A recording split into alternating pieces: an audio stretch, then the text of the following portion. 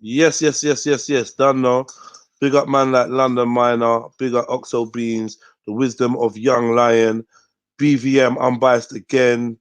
Western Goddess. And everybody else in the building. We're just warming up real quick. We're going to get this popping. Trill for Ebo. Big up your chest. Come on. Hit that like button on your way in. It's the Extremely Balanced Advice Show. Let me just sort this out. 1 second. 1 second. One more thing.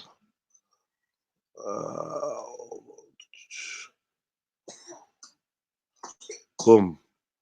Open. Let's do this. Boom. Okay.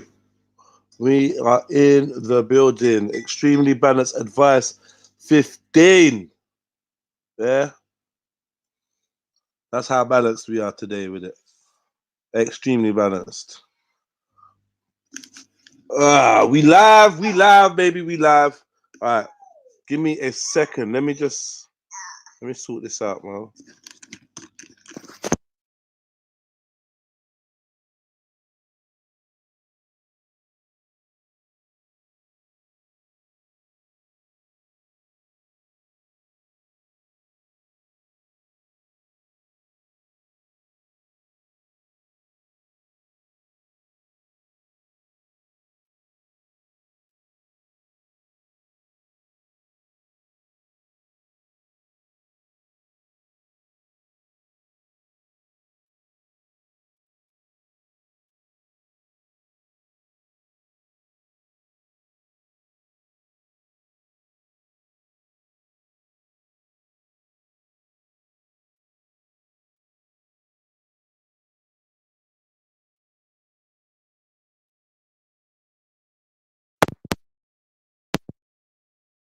I'm back. Extremely Balanced Advice Show. We got the 21 people in the building so far. Hit the like button. Hit that.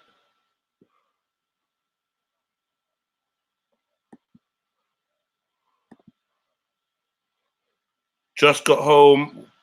Well, he can have yours, isn't it? Why? Because he had yours before, no? So didn't he do it before? Didn't he do it before? All right. Who done the gang one? He didn't do it on he didn't do it for you. He did it for your brethren. Well, I could just make him a commissioner or something, and he could do it. He could do it the same way that you're doing it now. Join the gang. Well, you got the ability to add him. You got the ability to add him to the gang, and give him the commissioner. So I'm just saying, if that's the only way, then boy. But just pass that message on to Maku, because Maku that's pressuring me still, telling me that I must do it. He's got his eye on a jacket and something that he wants to do. You get me?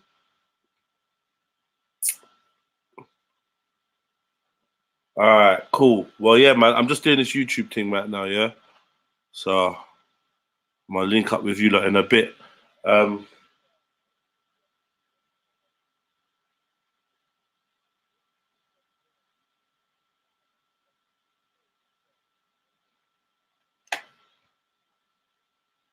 Right. Sorry, family. I'm back. Boom. Oxo Beans the Don. Jeez. Just got home from weekly food shop. Had a drastically shut down all of internet and TV, but all good now. All right. Well, we're here now. We here now. Just trying to get get everybody in. Let me put the invites out there. Someone to jump on the panel. Don't know where everyone is. Bear man playing Xbox and these things, then PlayStation. You know, I'm just here in the cut. I'm looking for somebody or something. What am I looking for?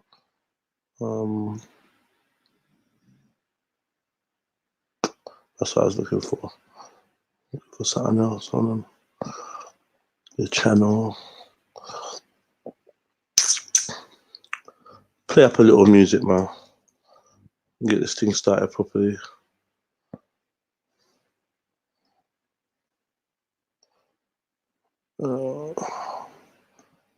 Share screen.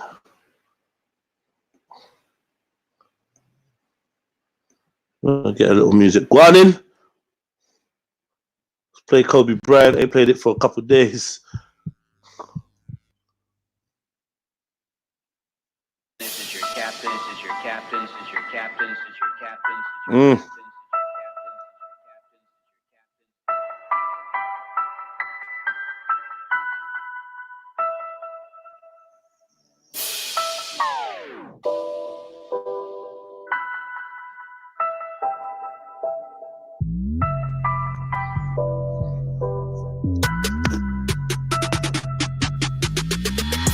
Giving niggas guidance, alliance to defiance. I'm on freedom or violence, speaking my truth, no one's keeping me silent. Sling shots like I'm David, when he was beating Goliath. Catapulted into my life, I collided with giants, with a mind deeper than a trident, held in a palm of Poseidon. I'm like a tsunami to pirates, get drowned in my way, but I fly like a pilot. Haters can't cope, or it's too vibrant, girls wanna show me their private. More time, I wanna live alone on the island. I zone when I close off my eyelid. Look close, you might see a ghost in my iris. Please don't. Come on.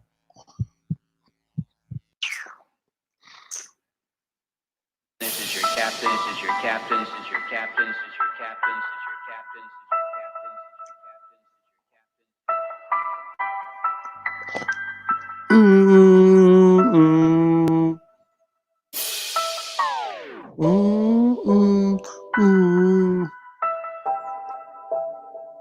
Hey, Kobe Bryant, check this one out.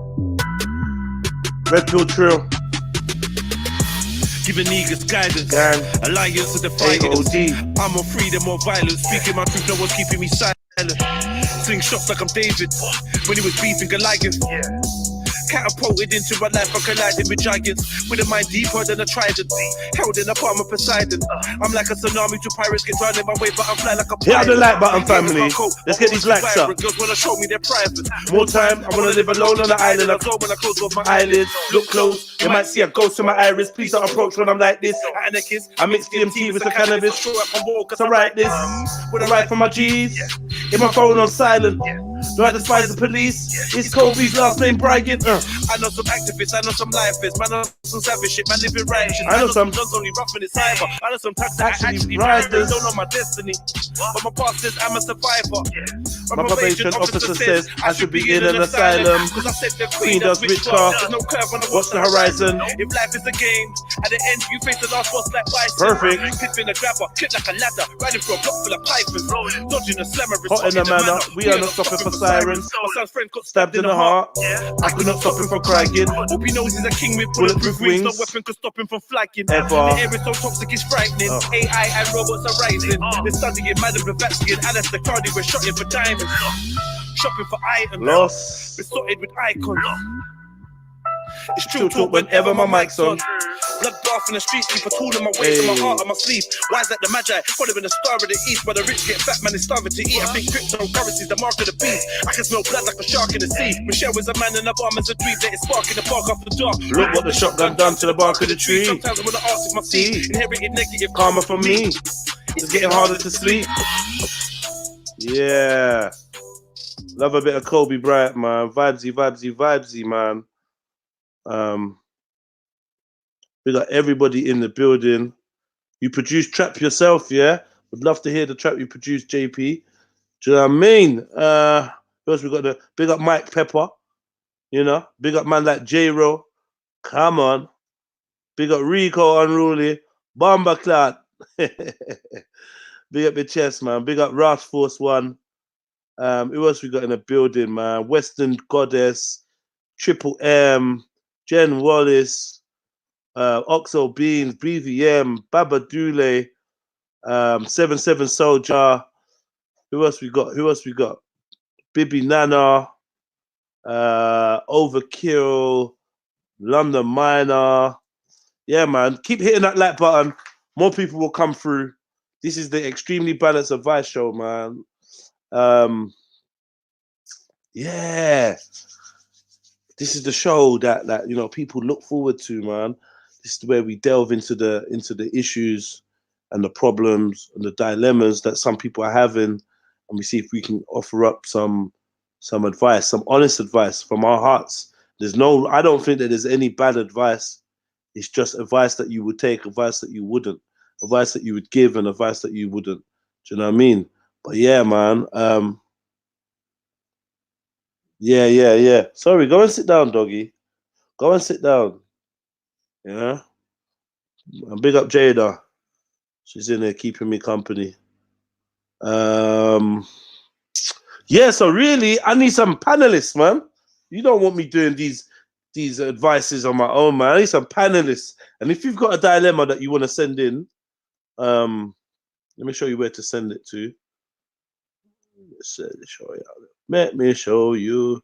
Yeah, show you where to send it to. You send it to extremelybalanceadvice@gmail.com. Yeah. And we're gonna go through your issue anonymously. We ain't gonna read no names out. When I say we, I mean me, because it goes to my email and I look at it alone. So I won't be giving no details of who's writing in. And hopefully, we can give you some unbiased advice from the heart. Sometimes it's harsh. Sometimes people find your shit funny, but you have to be like thick-skinned and appreciate all of that. That's all part of like an unbiased service that you're receiving, isn't it? People don't know who's writing in what, and they give their natural opinions, and that's what you want to hear. Sometimes when you go to friends, they don't want to give you the realness because they don't want to hurt your feelings or they don't want to offend you. They're treading on too much eggshells for them to be real. We're not doing that here. Here, we're trying to give you the realness back, and we want you to know how some people feel about your issue. We want you to know how a balanced panel of people. You're bad at giving advice. Boy, man, you say that. Yeah, I don't think I'll be doing much work today at all. VI Britannia, get to work, man. Knuckle down, knuckle down. What's been going on anyway? I need some panel members to jump on with me so we can do this, man. Let me see where Maku is, man. I know he's lurking about. Could I email my advice in because I'm at work? I can't jump on. I'm at work. Can you email it in? Yeah, you can email it in. You can email it in, Jen. Yeah. Obasaxi ain't been on for a long time. All right, cool. Yo, Maku, sniper. Nah. Let me look at the party.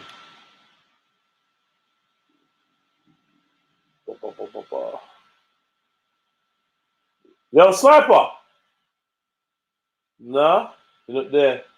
See, Love Trill's in here. Little Junge.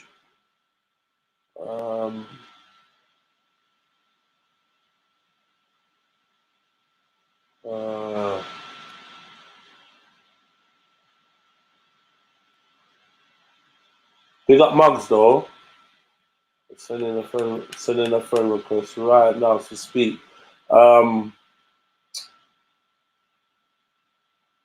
Yeah, all right, Maku, if you can hear me, man's on YouTube now, isn't it? Doing a Vice show. Come through, man. Scripture, what one? Can we get the voice of God, or are you doing a mission? Yeah. Can we get Morgan Freeman's giving out some advice? Come through, man. Come through, brother. I'm on my StreamYard still. I'm on the StreamYard thing. Link is in the description, or I'll put it in the chat. Come through, mom. Yeah. Yeah, come, man. Come through, man.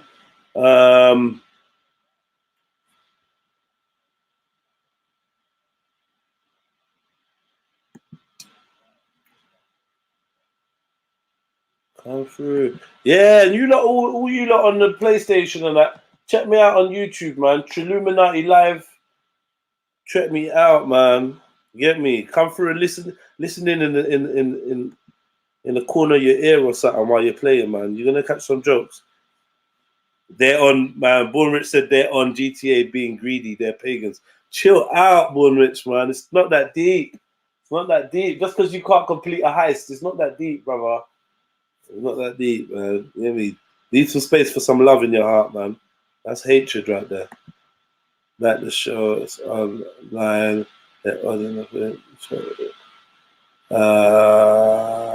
My GGG. Yeah, so I'm going, Bournemouth. Are you coming through? I need some panelists, man. I need some panelists. So I'm gonna need you lot to come. Slide through, man. Slide through. Stop telling everyone that they're your G, Obasaxi. I need you to jump on. Here's the link. I need some damn panelists. Don't know what happened to Matthew. Are you like at work, man? Okay, cool. Say no more. Say. Where's the not at work crew? Where you at? Huh? I need 2 more panelists at least. Don't know where Maku was on GTA. I don't know where he is now.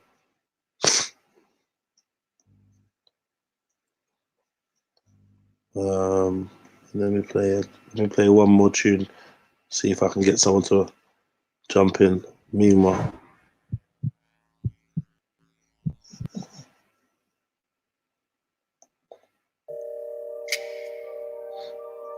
Yeah.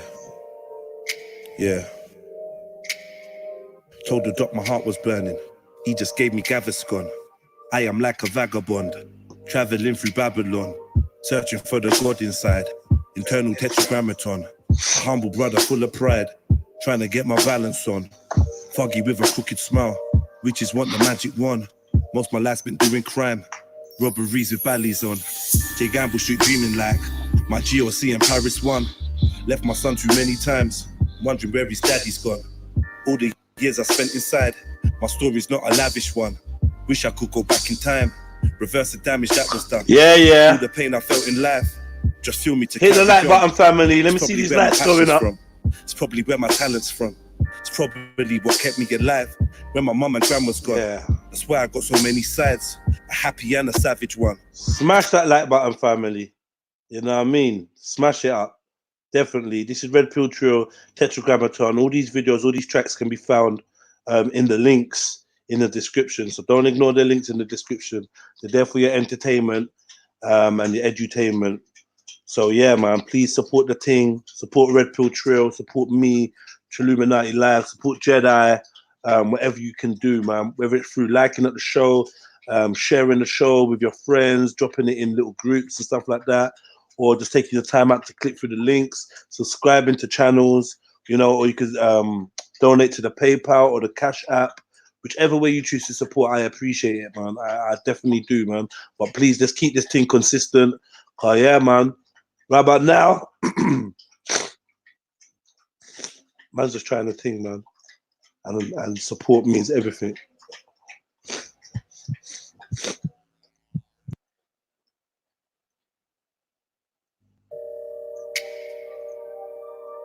Yeah. Big up Miss Capo, J-Ro. Told the doc my heart was burning. He just gave me Gaviscon.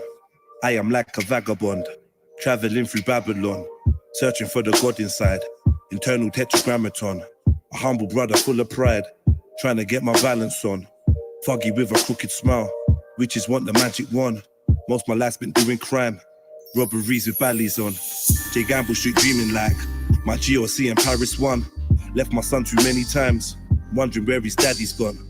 All the years I spent inside, my story's not a lavish one. Wish I could go back in time, reverse the damage that was done. All the pain I felt in life, just fuel me to carry on. It's probably where my passion's from. It's probably where my talent's from. It's probably what kept me alive when my mum and grandma's gone. That's why I got so many sides, a happy and a savage one, a tranquil and a manic one, content and a famished one. I'm for peace that squash the beef, but never been a salad done. I could get your carrots gone, smoking on the highest strains like where'd you get your cabbage from? Greener than the Amazon, a jungle with my chalice bomb. I get my Congo natty on, feeling like a pot of gold, sliders and a trackie on. Everybody's Iron Man to get my proton cannon on. Then they're drawing out their diagrams in the station, getting their ballad on. Told the doc my heart was burning. He just gave me Gaviscon. I am like a vagabond, traveling through Babylon, searching for the God inside. Eternal tetragrammaton, a humble brother full of pride, trying to get my balance on. Foggy with a crooked smile, witches want the magic wand. Most my life spent doing crime, Robberies and valleys on. J Gamble Street dreaming like my GOC in Paris 1. Left my son too many times, wondering where his daddy's gone. All the years I spent inside, my story's not a lavish one. Wish I could go back in time, reverse the damage that was done. All the pain I felt in life just fueled me to carry on. What? It's probably where my passion's from. It's probably where my talent's from. Come on, Tetra. That one's named Tetragrammaton, Red Pill Trill. You know, for those that ain't seen it or heard it, go and check that out. Tap that into your YouTube, or simply follow the Red Pill Trill playlist and you see all my videos, all my tracks that's on YouTube currently. Yeah, I know I need to release some more music, man, but like it's crazy, man. It's crazy. Big up Battle Hardened, big up Awa, big up Truth Overkill or Overkill Truth. Yes, Annabelle Ras. Look, I'm looking for some panel members so I can start this thing. Honestly. Ash was saying rewind, yeah. No, I'm gonna give you a rewind. Still, I appreciate that, family tree. I'm gonna give you a rewind, man. You know what I mean? Thank you, man. But yeah. Hit that link, family. I need some panel members so we can start this Strictly Balanced Advice show, man. And don't forget to hit the like. Yeah. Let's go. Yeah. Told the doc my heart was burning. He just gave me Gaviscon. I am like a vagabond, traveling through Babylon, searching for the God inside. Internal tetragrammaton, a humble brother full of pride, trying to get my balance on. Foggy with a crooked smile, witches want the magic wand. Most my life's been doing crime, robberies with valleys on. J Gamble Street dreaming like my GOC in Paris 1. Left my son too many times, wondering where his daddy's gone. All the years I spent inside, my story's not a lavish one.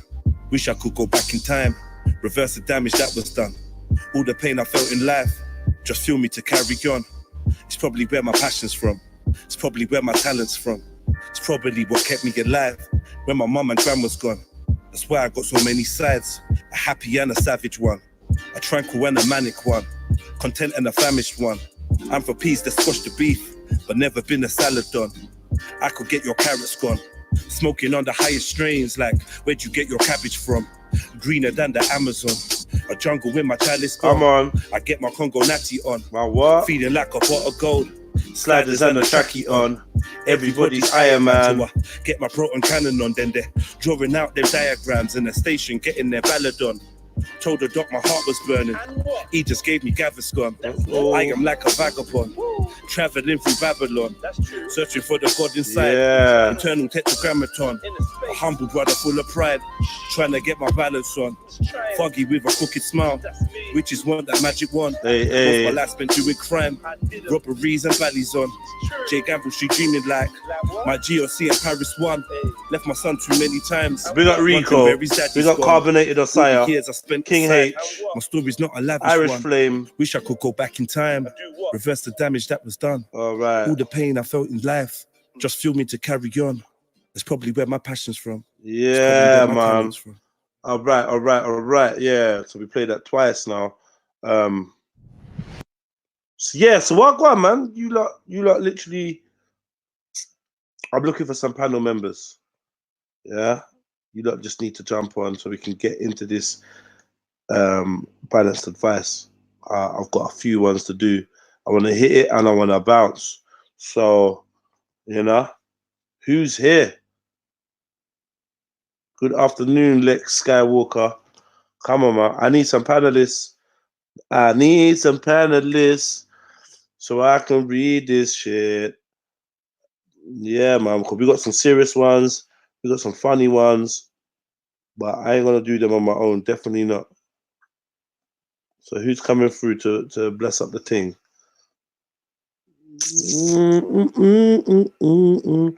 Yo, you should do a premiering instead, because you was probably turned out the way you did it, tuned out the way you did it.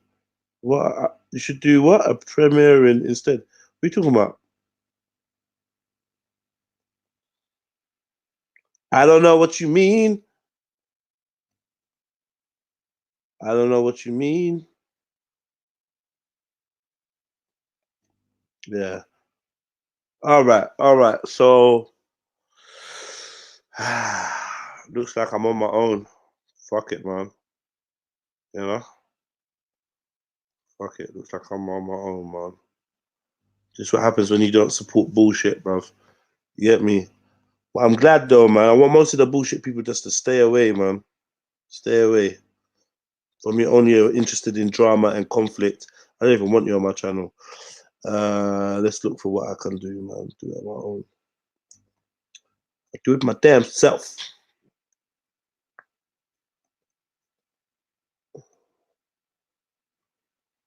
I'll make it more of a fucking privilege to come on here anyway, man. Can't be offering people this bad boy platform. When I build this platform up to where it's rightful place, I don't want to hear no one telling me about send the link or none of that shit. Because I won't be sending links unless I fuck with you like that. That's just what I'm on now. Right. Let me cover it with this. You know. Big up the 42 people in the building. Big up the people that ain't got no phones, can't join because their phones mash up. Queen Breezy, big up the chest. Old type man like Gusta TV. And yeah, I soon reached the OXO beans. I'm not gonna lie to you, you know. I feel like drama is what most people want, isn't it? Like, and if the drama's not genuine, then I'm not gonna indulge in it. I just can't, man. I can't bring my vibration down to entertain a couple people on the YouTube I just can't do it no more. I don't want to hear people rabbiting on about their fucking dead beef. You know what I mean? And I feel like people feel offended when I tell them that. So this is what it is, man. I'm not interested in no dead beef, no fake characters. Some people are so fake. Yeah, Lex Wagwan, what you saying to me? Good afternoon. Good afternoon. Jeez, How? I ain't heard your voice for a minute. I know it's been a while. Yeah, man, you've been away, man. We ain't argued over these dilemmas for a while, man. What the fuck? We haven't. We haven't. What's been going on? What's been going on? I've been tired a lot. I've been doing late nights a lot. I lost a bit of focus from just like, I don't know, man. Just a couple of weeks were a bit of a blur. Had so much going on. Yeah. The gym routine. Yeah, the gym's gone back out the window. Need to get back in the gym. I never feel like I've got the energy to train. It's a you know what it was? Bro. Can I tell you what it was? Why you have no energy? I've got vitamins for you, mister. Yeah. Let me come and get that. Let me tell you what the problem was, yeah? I'll be real with you. Do you know, like, when I had an incident where I'd applied for, like, an office/creative space, and then it was offered to me, and I was waiting for the contract, and then they hit me up talking about they've been sent some videos about me on YouTube, and they're trying to look into whether I'd be a fit in the building. From then I knew shit was fucked up. They couldn't give me any examples of what they'd seen in the videos, just said it was some I can't remember what the word they used. You speaking too plainly? Nah, they didn't even say that. They said it was not controversial, but some shit like that, basically. But I was like, yeah, okay, tell me exactly what was said and I can break it down to you. So, like, the person that had spoken to me had obviously not seen the videos, but wanted to pretend like she had. So she was just like, it's just like some not nice stuff on there. It doesn't really matter, but like, trying to get all defensive. Couldn't tell me what they'd seen. And as of yet, they still have not responded to any request for information or request on what's going on. They just told me, yeah, we're gonna go and look at it. I now feel like I want to go to the building and turn it upside down and have just any money exchanged hands? No. Okay. No contract. No contracts, nothing. I was I was waiting for a contract, and before the contract Okay. got to me, obviously someone had got to them. I don't know who it was. Maybe she'd gone in and said, "Yeah, there's a young man, and gave my name, and if someone knew who I was or what, I don't know." But yeah, but that kind of if I'm honest, it took a bit of energy out of me because I put a lot of work into getting the place, and I was quite excited about it, or quite looking forward to it. And I don't know, man. It was a knockback. It was a knockback. Yeah, and I don't think I really recognize how a knockback impacts me. See, I will just keep it moving, but I think generally it just knocked my confidence in it. Like I be trying to open hella doors, and like bare doors keep closing in my face. And for one reason, I kind of feel like I know why, but then the other half of me that's trying to survive in this world and in this reality doesn't want to believe why the doors are closed in my face. I don't want to believe it because I feel like that means that I'm supposed to just lay down and give up or fucking join the dark side. Because this is what was promised to me when I was made the offer and I was being a hero and a good guy and like, nah, I'd never do that. I'd never sell out. When you don't sell out and then every door keeps closing in your face and you're left to wonder why when you're the most qualified, when you're the most able. I don't want to believe it's because of for the reasons that I was told it is, and I want to think that it's just coincidence or it's just something happening, but I don't know how to explain it, man. All I can say is there was a time when the world's fortunes and riches were offered to me, and I had a pick of locations and lifestyles, and I thought the way I saw the world was I thought that I was part of Team Good, and I was not trying to join certain people in that. But what I realized now is I may have been condemning myself to a lifetime of non-achievement in terms of the way we judge our achievements here. Does that make sense to you? It does, but you haven't, so far, as long as I've known you, you haven't led anybody astray, including yourself. So now's not the time to start doubting yourself. No, I lead people to the right place. Listen, follow me, do the shit I do, and you will make money out here.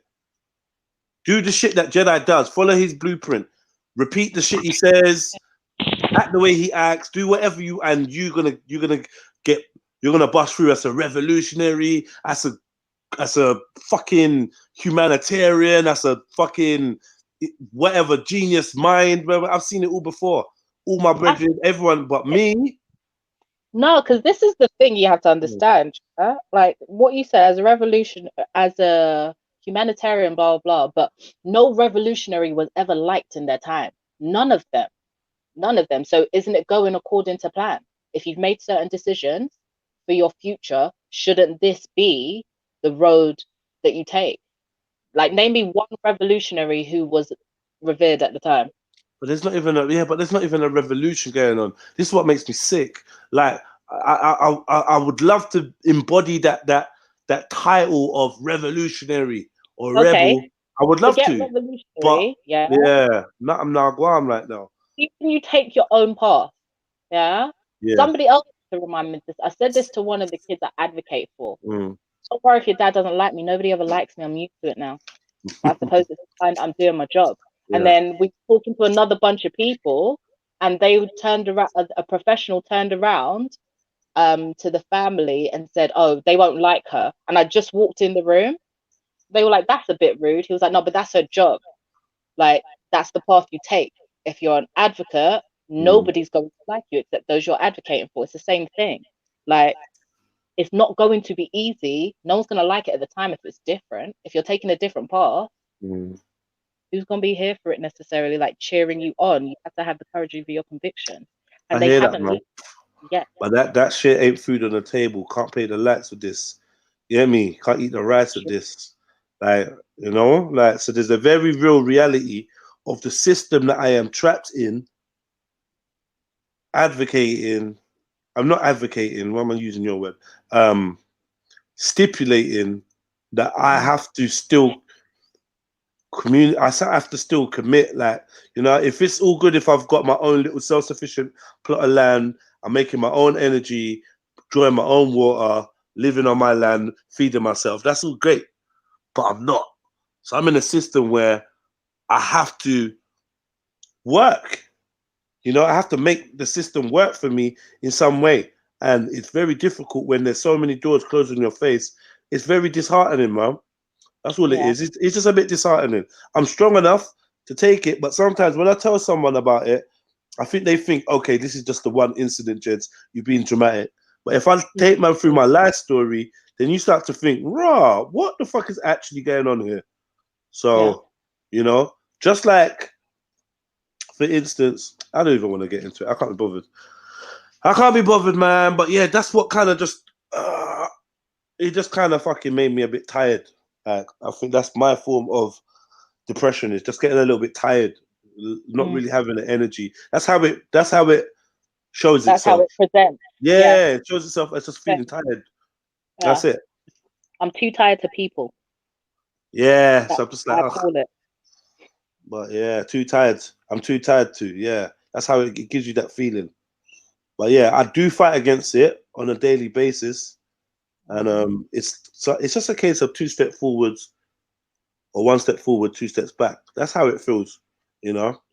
Because I actually didn't deserve to be handled the way I was, and I don't think I actually deserve like the backlash from doing whatever it is that I've done on the internet. I don't think I've done anything remotely as bad. You know what I mean? You spoke plainly. That's what it is. Even without knowing what they're referring to, that's what you did. What else have you done on the internet? You'd be in jail if you'd done anything even more controversial than that. So she needs to. Well, she don't need to do nothing, and that's another thing. I'm like, do I pursue this and actually hold people accountable for when they fuck me around? Do you know what I mean? Do I do that? Somebody else could pursue it, but you don't pursue it. Every day I meet people in secret clubs, like secret sex, like every day I meet somebody. Yeah, like, because I'm going to the gates and I'm looking to be granted access. So the gatekeeper is there, and the gatekeeper's just like, you might just have to Trojan horse yourself, B. There's no way of me doing that. There's no way. It's impossible. This is the whole point. It's impossible. The only way I could have saved myself from the last experience was if I went up to them and said my name was Paul Smith, and even then it would have. No, this is what I mean. Like, if you, for instance, that space, what I'm thinking, a company rents it out as opposed to a person. They sign the contract. Yeah, I mean, blessing my people, blessing my people. Blessings, man. I mean, you could hire it as an organization or people's. Does that make sense? Yeah, it does. You have a registered company somewhere, or anybody in your circle does. That's one way. Trojaning yourself. Yeah, we'll see. We'll see. I mean, I've attempted that in the past. Anyway, man, look, let's not make this about me. We'll talk about it more later. We'll talk about it more. Yeah. Freddie, what's up? Khan, what's up? What's good? All good, bro. All good, bruv. All good, bruv. What are you gonna do, man? Been over at Veli's, innit? James Jones blowing my head up, man. He's in one of his argumentative moods today, innit? It's just like proper on it. Yeah, big. He's hard. He's hard to wrestle with. Big up the block, man. Big up the block. I don't really know about James Jones. Like, he's obviously, I don't know. I'm not really. He's cool. He's my brother still, man. I love the guy, but sometimes he can just get like really finicky. Do you know what I mean? About details. Yeah, James Jones not really come over here. He's not come over to none of my channels. I'll bring him, man. Same way I brought him to Raspberries. It's calm. He could be wherever he wants. Let him be where he wants, man. I don't want to force people to come over and say "Wagwan." Eventually, he might struggle. He might stumble over here. Do you know what I mean? But it's true. Yeah. Yeah, Freddie, what's going on with you? Freddie's fighting in there. Freddie, you fighting in the car? When he was fighting that policeman, they lick him up with the helmet. Mad. Freddie, put the policeman down. Honking at policeman. What happened to Shizzle? Where did Shizzle go as well? Mad story, isn't it? Leave things on other panels, please. Yeah. Trust me, Gus. Okay. Like that's. I hear what you're saying. Was that a faux pas? Was that a faux pas, man? No, not at all. Not at all. I thought it was all family, man.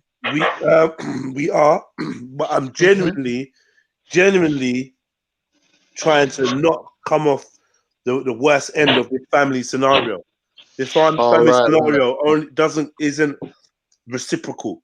Do you know what I mean? It's not reciprocal. So it's a delicate balance to say. Yeah, because we call each other family, but at the end of the day, when your family set up a business at the same time as you, then you know it's family until your family's not eating no more. Then it's then the other side of the family, innit? And vice versa. So you got to be very balanced, especially when if we got a crowd that love drama. So if I'm trying to step away from drama and conflict, yeah, I ain't gonna be able to share that drama crowd because they're not gonna get. It's like the Colosseum. People waiting to see Christians get thrown to the lions. Right. And I'm trying to step away. Or as Zubida says, the Colosseum. The Colosseum. I'm trying to do a lifestyle kind of thing. You know, my page seems to be very much focused on me right now because we don't have regular folks that come through and whatever. So it's very much just Jed's in it.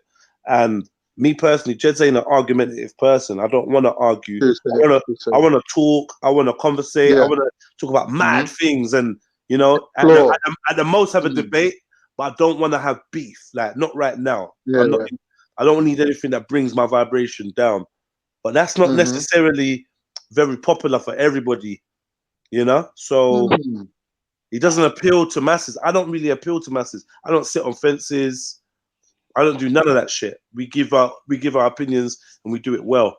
So based on that, I'm expecting to get the lower end of the demographic that are sophisticated listeners and they don't need like the fucking bread and circuses to keep them stimulated. That's why I've got things like readers are leaders, because generally I'm moving in a different direction. I'm moving into back into my direction. I don't necessarily feel like if I cater to the same crowd that Veli caters to, Raspet caters to, Real and McGee catered to. I said this a long time ago. I genuinely feel that each individual person's channel is a reflection of themselves. Yeah. Well, yeah. I mean, so for me personally, meanwhile moving in my direction, I get me. I want to have more. I just want to do my thing how I want to do it, and yeah, if that means saying goodbye to some of the subscribers and that, then I'm happy to do that. Still, I'm actually trying to encourage it. It might seem a little bit hard in the beginning, but eventually we can just go in different directions, man. And because the internet is a big place, the YouTube is a big place. Do you know what I mean? And I'm interested in getting involved in other dimensions. You know, I don't want to have speakers corner conversations all day, every day, or every. I'm not interested. You know what I mean? Religious conversations. We've done them for about 2 years, 2.5 years, and I'm bored of them. Hey, sorry. We've done them for about 2 years. Honestly, it's very rarely I'm intrigued by it. Very rarely, you get me? I'm intrigued by a religious conversation, you know? What else is there? And the he say, she say thing, that's never been mine. That's never been my thing. Oh, yeah, well, go on, this one said, that one said. And it's funny, every time I go on any one of them channels that's beefing, I hear my name within 60 seconds. I don't know if it's a calling or what. I hear my name. Yeah, Jedi said. Oh, Jedi, it was Jedi. Yeah, like, what the fuck? True. My name is rinsed. Like, fuck, you know, no one don't feel no shame calling my name out. My God.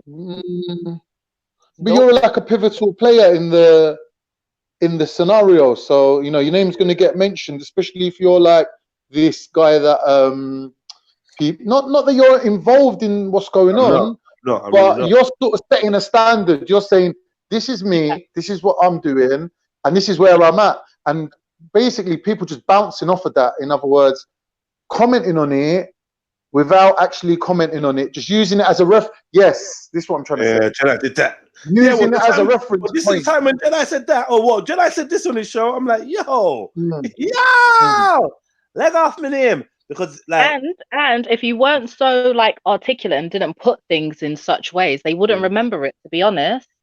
Exactly. You That's know what I mean? what I'm trying Like, to say. you're Yeah. memorable. Yeah, that's it. Because you're consistent with what you're setting in there, so people can keep referring back to it. They know that ain't good. Like, I'm not going to come back and refer to something that Jedi said, but then someone's going to turn around and say, yeah, but he said that then, but then after he changed his mind and he said something else, and I'm sitting in the middle going, oh shit, maybe I shouldn't have used Jedi as a fucking reference. Do you know what I mean? That's part of it. But anyway, not all man, of it, but part of it. Let's just keep it moving, man. 'Cause I just know that, well, you know, when I hear people screaming about being real and being like, there's reasons why I keep my mouth closed and I don't stay involved. Like, especially with all this beef that's going on, I know a lot, man. I'm just like, yo, let me keep my mouth closed. Somehow, whenever the gal are involved, whenever the gal are involved, Jedi's involved. What a coincidence, eh? Like my life, you know. That instead of thing, innit? No, you know what they say, bruv? It's a curse and it's a blessing.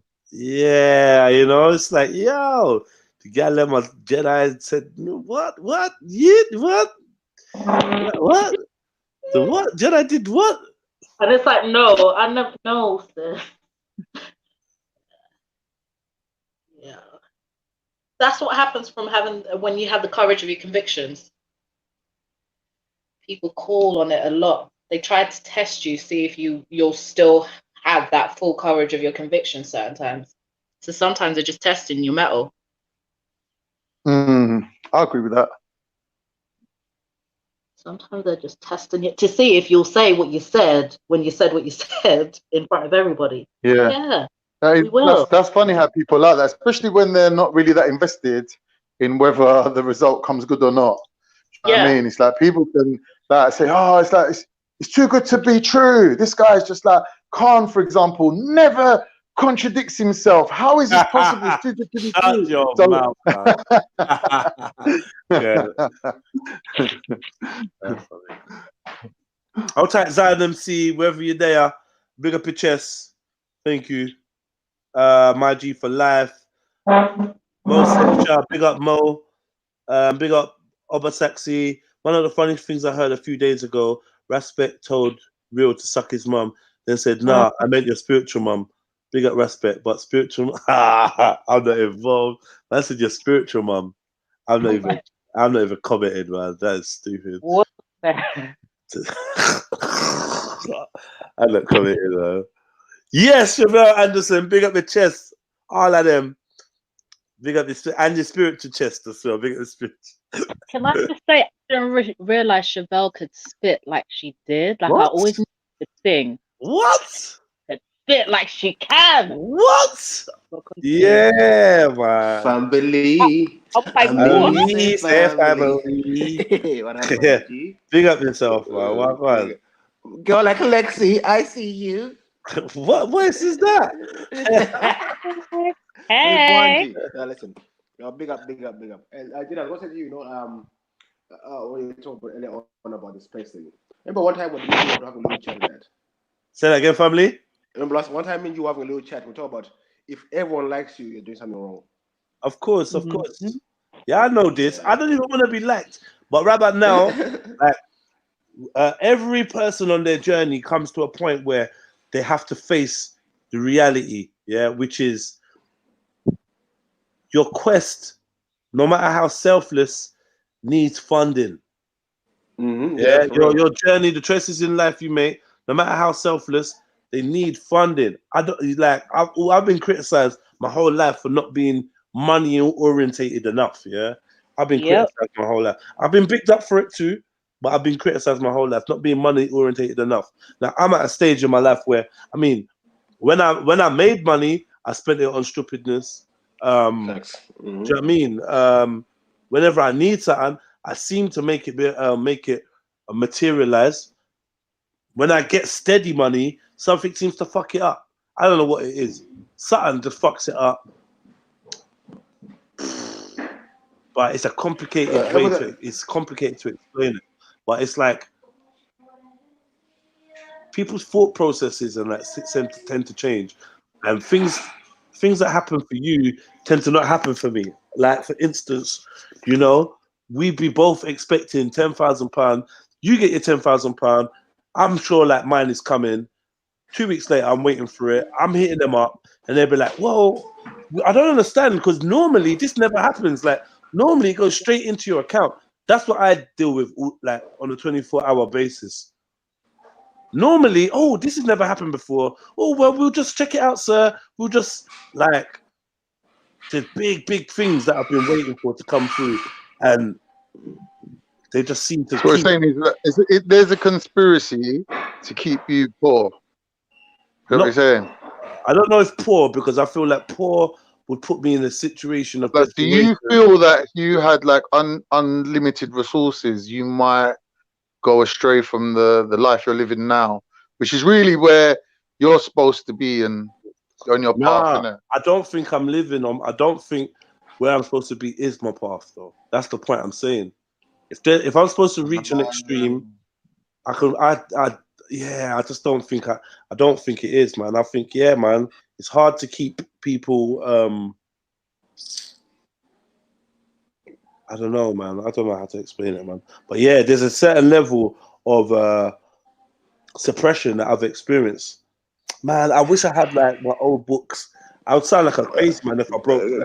Can I try to put it in a different way? But it's a spiritual thing, innit? And my energy that I have, kind of means that only certain doors are open to you at certain times, innit? Do you know what I mean? I'm like a crazy old African. Yeah, but you know, they live in a system, isn't it? And some of the energies of people were against the system. The system picks up on this, and the bare energies will not come against us because they know we're against the system. Plain and simple. And they are for the system. So that's how I see things. I'm going through a lot of things that you're saying. Like, bro, what's going on? Nothing's ever going right. But when I want to do some fuckeries, everything seems to go right. But when I want to do something good, nothing goes right. Like, what's going on? Like, I can never win. Like, what's going on? I do believe there's some. We'll see how the story plays out, innit? We'll see how the story plays out. I'm just, you know, sometimes I feel to share with you like my frustrations, but it's hard for me to articulate them without giving up certain personal information, innit? But I think some of you who've heard me talk know that this goes a little bit more in depth than somebody just that's paranoid or somebody that's not making an effort, or that somebody that, you know, like I know how to make money. When's the last time you took a spiritual bath, G? A spiritual bath? All my baths are spiritual, man. Every Sunday, man. Every Sunday I'll be taking that dental bath with my bits and bobs in the water. The only time my bath is on that level, but anybody's spiritual bath, like, it's going to involve some kind of sanctified potions, some sanctified oils or something that somebody else is claimed to put their spiritual shit on, and I'm not involved. Not necessarily. Well, what do I do then? You can do that yourself. Do you see what I mean? Like, even culturally, like, you guys have your spiritual baths that you have for different things, you know? Like, it's not just when you have a child or we're doing a naming ceremony or some type of, do you see what I mean? Like, you can actually think it for yourself, because if your energies are feeling muddled after all the stuff that you've been through, it's gonna happen. Does that make sense? So you will have to, some people call it spiritual bath, some people call it whatever else it is, but you have to cleanse your energies. You do. Yeah, it will just give you a bit more clarity. It'll give you a bit more clarity. I know that sounds new age. Yeah, I know it sounds hippy dippy, but if you're getting dragged down and you feel tired, you have to cleanse your energy somehow, some way. Do you see what I'm saying? Like, whether it's diet, for a detox, something, but you do, because you have the strength to keep going. And if there's anybody I'd bet on, it'd be you every freaking time, innit? It'd be you every time. So you just clarity. I think you just need a good woman in your life, man. That's what I think. Fuck these These women, days, man. we're living in these times of Women are demons. individualism. Women ain't really looking to support you in that way. But, you know, when you find the right one. I've had my fair share of supportive women in my life. Like, without a doubt, I can boast to say that I've probably had more than your average man. But having said that, yeah, I honestly don't believe that this part of the journey I'm on is to do with having a good woman by my fucking side. No. If anything, women have caused some of the fucking issues, mate. Yeah, with their good nature and their good selves. Do you know what I mean? And with their good spirits. Like I said, sometimes if you're just gonna have to take it on the chin and know that this is you, this is your path, and this is what you gotta fucking get yourself out of, man. Big up, man, like Nay. Big up, family. Come on. What are you saying, Longhead? They are small head. Leave Nay's head alone. There's nothing wrong with Nay's head. No, it's not even long. I know, man. I lied. It's not even long. It's kind of round, isn't it? Stop talking about a man's head, fam. No homo, guys. What are you doing, bro? What are you doing? Nah, bro, what are you doing, bro? Man like Nay. Man like. You know what? Yeah, we got a real like the first. Yes, Lex.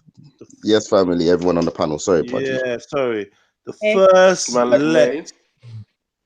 The first Lex. The first thing that we got today, yeah, is kind of deep.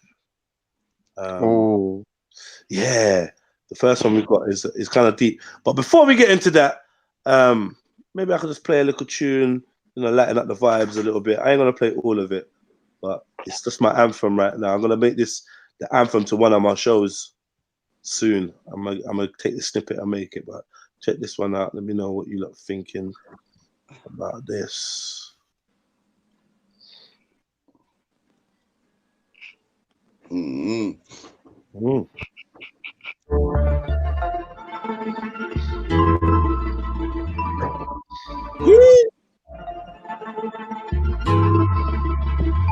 What you gonna do? With the big 4-5 and you know him I go shoot at you. I better for the shot, them find you.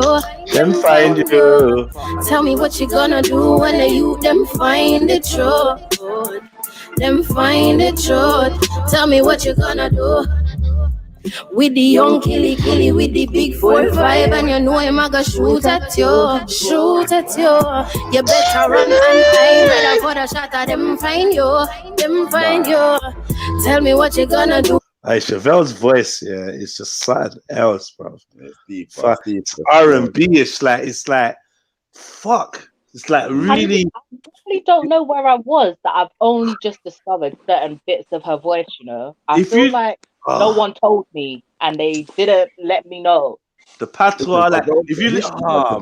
Been on the X Factor and things, fam. Like, listen, bro, it's not a joke, still. If you listen to, like, the quality of her voice, you will get goosebumps. Man, I got these headphones on, like the quality of Chevelle's voice, and I know how little she was trying that day. We were buzzed up. I like it. We were mash up. It was whatever time in the morning. It was a mad thing, and yeah, so effortlessly, she just this sound just escapes from her body. It's mad, you know, like It's deep. People are blessed, man. Blessed.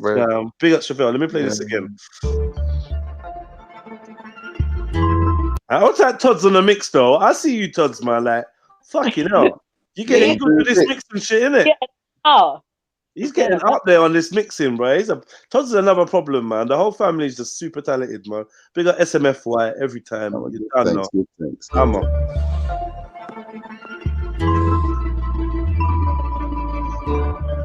Big up everyone that remembers seeing this live, yeah? What you gonna do? With the young killy with the big 4-5 and you know him I go shoot at you. Shoot at you. You better run and hide. Better for the shot of them find you. Them find you. Tell me what you gonna do when the youth them find the truth. road. Them find the truth. Tell me what you gonna do. What you gonna do? What you With gonna the do? and you know him a go shoot at you. Shoot at you. You better run and hide. Rather for the shot of them find you. Them find you. Hey, hey. Tell me what you gonna do when the youth them find the truth. What you gonna do? Gonna do. What's a lion to a dragon? Don't make me open fire with this cannon. You go into Zion or Johanna. Liar is a talent, lord of the frauds. You ain't idle, you're gammon, no. You ain't hustled Nathan on these troubled pavement. Undercover brother got the fragrance of an agent. Profiting off pain, the game you play is dangerous. You never had to activate a stainless. You let's move and I just hear a snake hiss. You switch faces and shapeshift, generating fame from estate kids. And one day you have to pay for that fake shit. Man, I catch a rocket from a spaceship. Don't be a silly Billy, no my killies. Keep it drilling in this gritty city. Woo! Can't give it. What a Can't thing! give all the sorts away, man. That's him up. Yeah. Hey, listen. Them bars there, yeah, are mad, fam. They're mad, fam. Right there, you have to do it right there as well. I rate it still. I see what you're doing. It's a mazza. It's a mazza. Yeah. All right. Big up everybody in the building. Listen, man. Let's get straight to this. Let's get straight to this dilemma, man. Exactly. Thank you, Nay. Don't know where my words are today. Let's get to this dilemma, man. It's mad. Can I put this up on the screen? Yeah, I can't put this up on the screen. This is a deep one. Let me just share the screen so you lot can see it.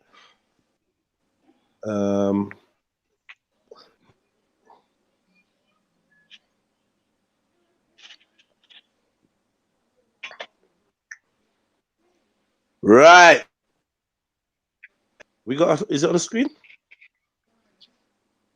No, not yet. Yeah, I think. Yeah, there you go. Well, it's just a visual aid, but just to show you. All right, boom. So we're all gonna need to put our hats on for this one. All right, cool. Here we go. Dear Extremely Balanced Advice Show, my life is honestly falling apart more so every day.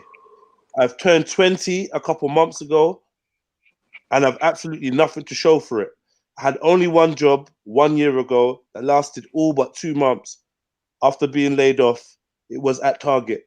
Recently, my brother committed suicide, and it has spawned a traumatic fear in me. As I see my poor mother slave away at a job while she gets older, I'm coming more and more to the conclusion that I'm worthless and that I shouldn't have been the one to go. I don't want to be a burden on her anymore. Let me just let this person in. Sorry.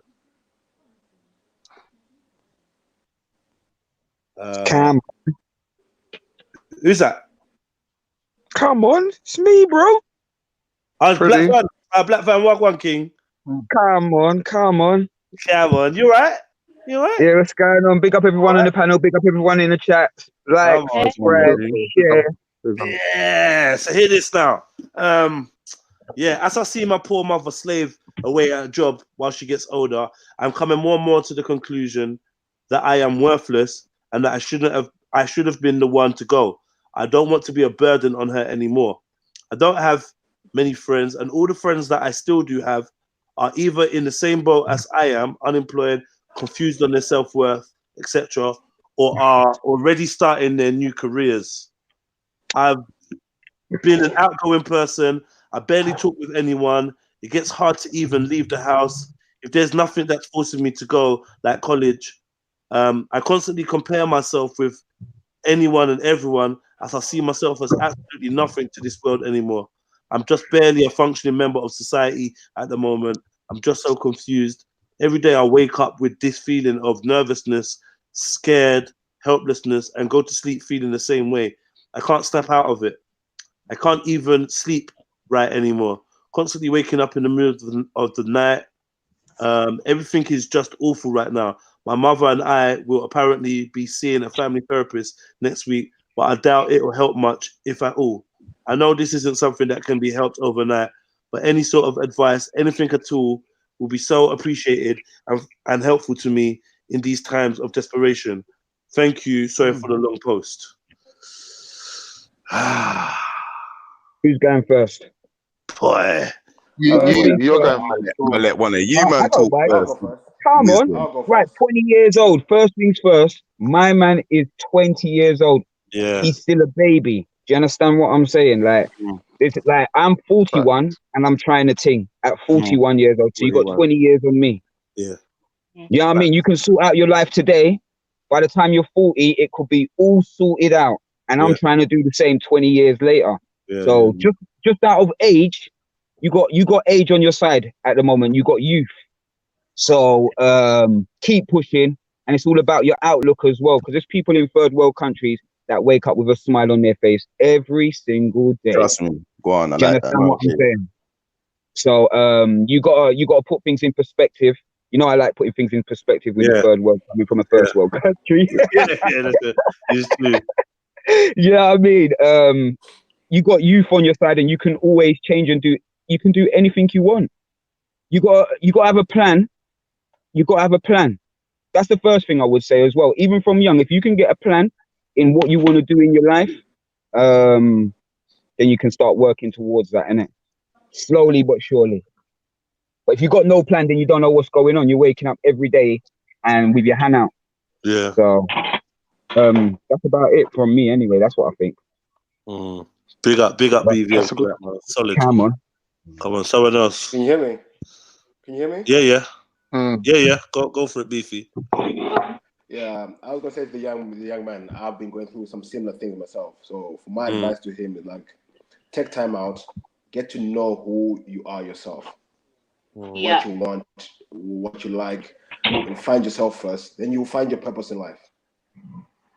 I do believe about the purpose in life, and once you find yourself, see when you say take time out, that's like you're saying to somebody that's unemployed.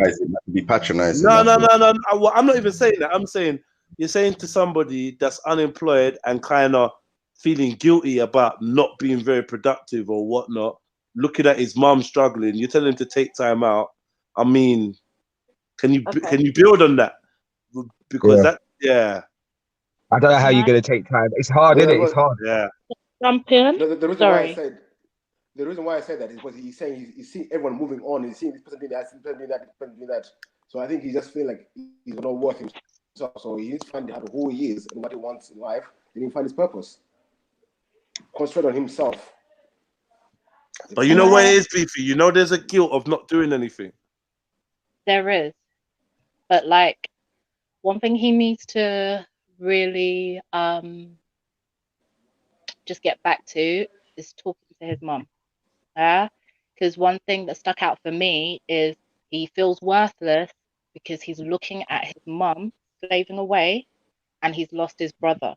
So you've got like a two-pronged guilt going on, and he feels like the one should be gone, which I can't even lie. I know exactly how that is. I know exactly what that is.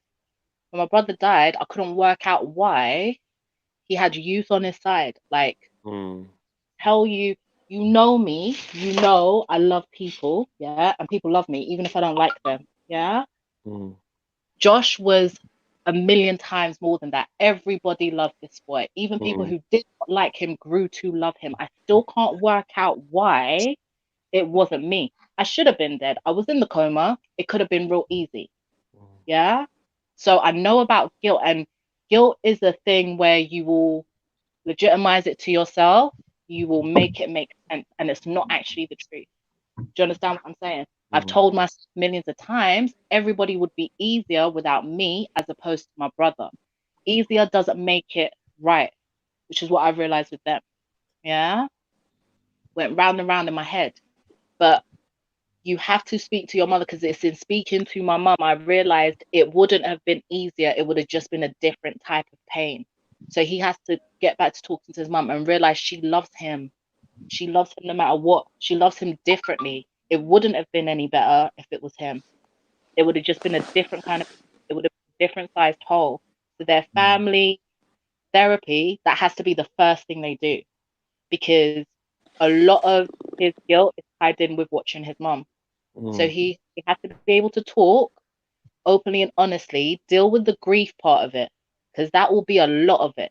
Because after you lose, and the problem with losing siblings, and especially younger like siblings close to you, is you can't find a reason for it. If they're younger than you as well, there's less reason, and they have so much more potential.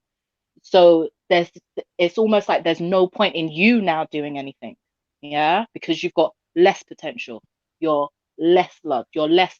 So you have to get back to connecting with your family and realizing that it's not an either or. Like, it can never be that. You're loved either way. Do you see what I'm saying? Whether he does nothing with his life, he has to understand his mother will love him, yeah, because it's not based on what he brings. It's based on him, an academic, being a success, being what's it. She loves him because he is him, and she wants him to be happy. So if they get back to talking, at least some of the weight will be lifted off him. Does that make sense? And then he can try and connect to his other feelings. Like you were saying before, he can try and find out what he really likes. But he has to stop feeling guilty first, because that will outweigh everything. And he needs to understand that he's worth more than he knows. And without him, he might feel like that, but without him, his mother will feel heavier. His friends, the few friends he does, will miss him. As much as I want to sit here and be like, I don't really have that many friends when I count them. On the outside, if something happens, the amount of people that come running to check that you've impacted, that you don't realize half the time, it's fucking amazing. Do you see what I mean? It's wild. I would have sat here told you and honestly told you 2017, 2018, there's no point. I have 5 friends that I give a out who'd give a fuck if I drop dead tomorrow. That's a lie. Just through work, getting back out, I know that's a lie. Do you see what I mean? I know now that it's a lie, but I had to push through that bit of, 1, you feel guilty because you're still here. Then 2, you just feel fucking nothing because you really begrudge the fact that the world still carries on without somebody in it. Dealing with this, without someone getting strung up. So I hear you still. I hear you. Oh, a lot of the guilt he has to lift up the guilt that he gets from talking to his mum, and his mum going to therapy will really, really, really help, because he won't be so worried about, I feel worthless because look at how she's suffering. Then he can work out what he's feeling. Then he can work out what he likes, what he doesn't like, what he gravitates to more. Do you see what I mean? It might have changed, or he might have gone back to things he used to like. Like after loss, like the things you treasure, the things you prioritize, they change. So if he deals with his guilt, or starts to deal with the guilt, starts to deal with some of the grief, the other emotions will be clearer, and he can be like, this doesn't serve me anymore. Let me find out. Let me go and ask my friend over there what he did. Do you see what I mean? You get a little bit clearer, because I know that after I stop, I'm not going to lie and say that I don't ever feel guilty in it, because every year when you miss them for whatever reason. Who you talking about when who you talking about when you say like that you giving reference to someone, like what are you talking about? Sorry, as like having your sibling, like not having your sibling anymore. Yeah, but I'm saying what are you talking about though? What sibling are you talking about? Who are you talking about? I'm talking about losing a sibling. And just having them gone. Like, it's not that you will just ever get over it completely. It doesn't go that way, innit? Like, some people will remind you, but it turns from like feeling nothing and feeling thingy. Like, part of you remembers what they loved in you if you hold on for long enough. Does that make sense? Yeah. Then his brother committed suicide. So it's like a different type of death. I would like that. That's why I was asking you, who are you talking about? Because someone might have a brother that died of cancer. Yeah, I don't want to talk about suicide too much, because obviously it's slightly different. Yeah.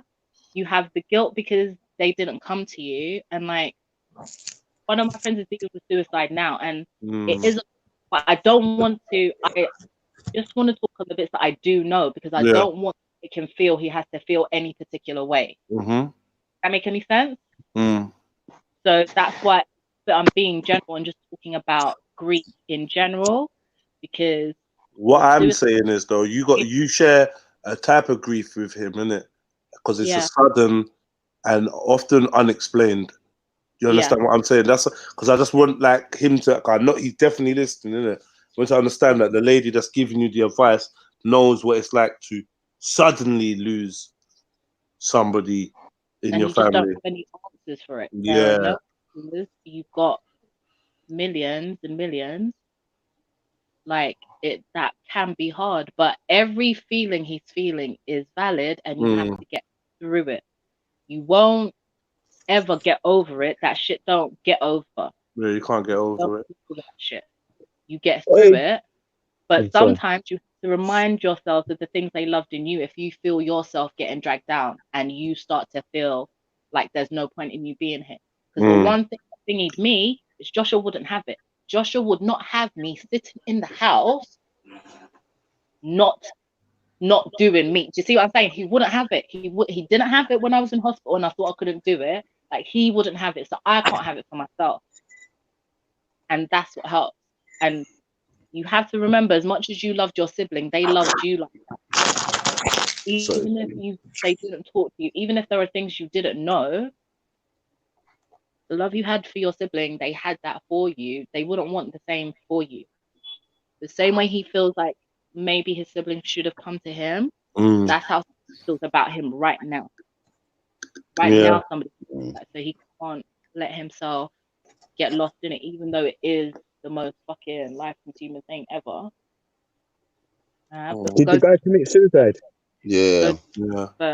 Well, surely there's a bit of anger in there as well, you know what I mean? Like, if you think of like someone in your family, like if it was my sibling and he committed suicide, I'll be thinking so many things of like, why didn't you come to me? Why didn't you come to somebody in the family? It's so final and it's so cutthroat.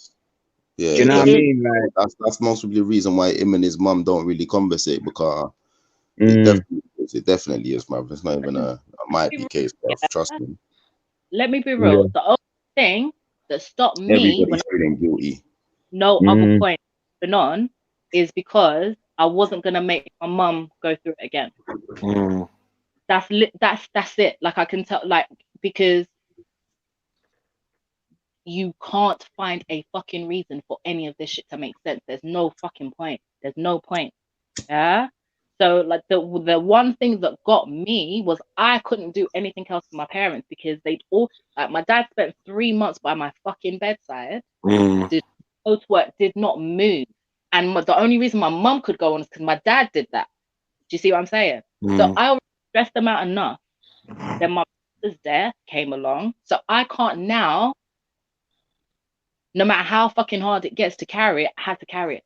They're already carrying enough. That's the one thing that made me get through it. I'm not saying that that's the best thing for everybody to do, but if you remind yourself that people do value you, because that's what made me value myself when I couldn't find a fucking reason to come out the yard. Yeah, my dad wouldn't want it for me. Joshua wouldn't want it for me, and my mum can't take it because she's already had 2 siblings, 2 children. Do you see what I'm saying? Yeah. But there is there's more value. That people value more than you value yourself in your darkest moments. Mad. Everybody has to be reminded of that. Facts. So, Nay, talk to me. Khan, talk to me. Well, even both faith makes a good thing. You go before me. Just want to say, like, thanks for sharing with us. That was like very insightful. My advice to the person would be, in 2 words, choose life. Reaffirm your connection with your life. Enjoy your life. Like, you might not be able to enjoy it now, but you want to get to that point. So get involved with life. If you can't be motivated to do things for yourself, do things for other people, but still be involved in that process of enjoying life and attaching yourself to your life. Because the same way how, like, people practice detachment to get away from worldly things, sometimes things happen in your life that takes you away from life, but you don't really want to be going in that direction. You know what I mean? You want to be attaching yourself to your life to make sure that that bond with life is strong.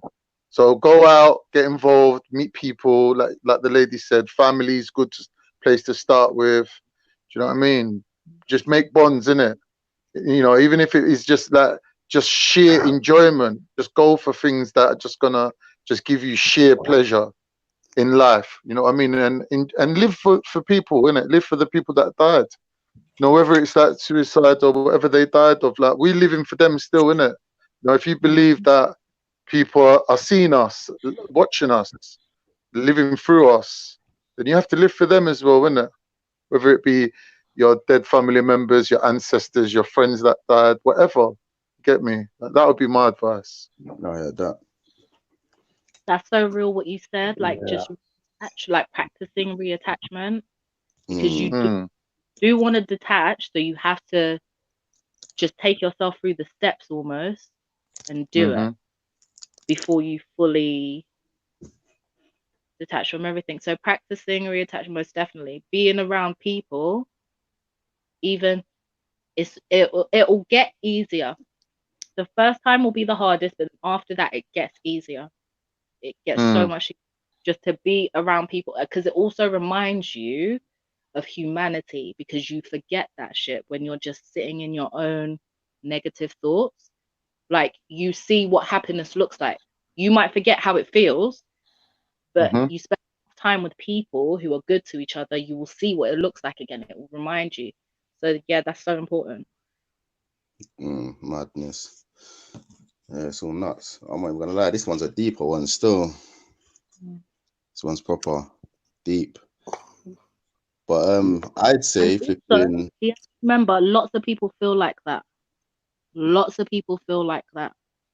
Yeah, like I think he said in the very beginning, some of us are that old. I'm 40. I felt like that the last 2 years. Like how he described the thingy, that was like 2017, the end of 2018. Do you see what I'm saying? So definitely has youth on his side. It's not just you, B. Like, and you can get through it. You're stronger than you realize. And then you can turn around and help somebody else do it. Like don't, if you can't do it for yourself right now, do it for your mom, do it for other people, and then you'll be able to do it for yourself. Boom, Nay, talk to me. Flipping oh yeah, flipping what you know, when I was looking for something, I just forgot exactly what I was gonna say. But no, yeah, this one's deep still. This one's deep.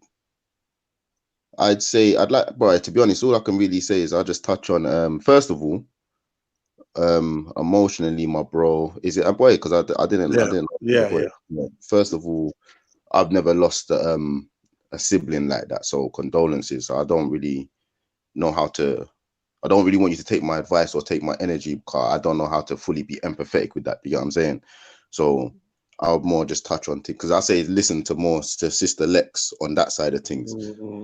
I'm more practical, so I would more lean to what Van Man was saying, in the sense of, bro, you're young, you're 20, hella time ahead of you, flipping, definitely do start to create some plans, because I feel like we're living in a society where things are happening rapid. You're either a part of the fuckery or you're not. And if you're not, it's very easy to feel like you're outside, you're not in the box. Yeah. So within saying that, it's like, bro, Sister Lex just said it. Everyone, like majority of people are feeling like that, because a majority of people ain't in that box, ain't in the fuckery. But other than planning, yeah, man, you got to change that mindset of guilt, because only you can change your mentality. Like, only I can change the way I think. So you've got to do something. You may need to do something different to change the way you're thinking, especially, or change the way you're feeling, because the guilt feeling, something's making you feel guilty. Whatever that is, you need to address that. And yeah, man, if you plan to fail, you fail. Though, if you fail to plan, you plan to fail. You get me? So yeah, bro, just get some plans in your head and keep your head up. And please get outside. Get outside. and move. Like, get outside in the sunshine and move. Like, your body makes free happiness drugs when you move and exercise. Like, everybody in this panel thinks it's a joke because I always turn stuff back to exercise. I'll find a way to slip it in there, but I swear to God, yeah, if it wasn't for exercise, I would have been on antidepressants. They would have flipping clinically admitted me to the damn hospital. They were all waiting. Everybody was waiting. They've been waiting since 2011. Exercise. It makes your body make free happiness drugs. Now, I'm not saying it will cure all depression. Yeah, that's not what I'm saying. Make the body do what, sorry? Exercise Creates makes your free body happiness. make free happiness drugs. Like, I it like makes your that. body make its own drugs that raise Yeah. up your vibration and your mood. So whilst I'm not saying that it will solve every problem in the world, but the pit won't be as deep and dark if you get outside and you move. Like, I cannot tell you how movement fucking saved my life so much. Yeah, but if you can, just get outside and walk. Get outside when the sun is shining. It doesn't have to be warm. Make that sunshine and move.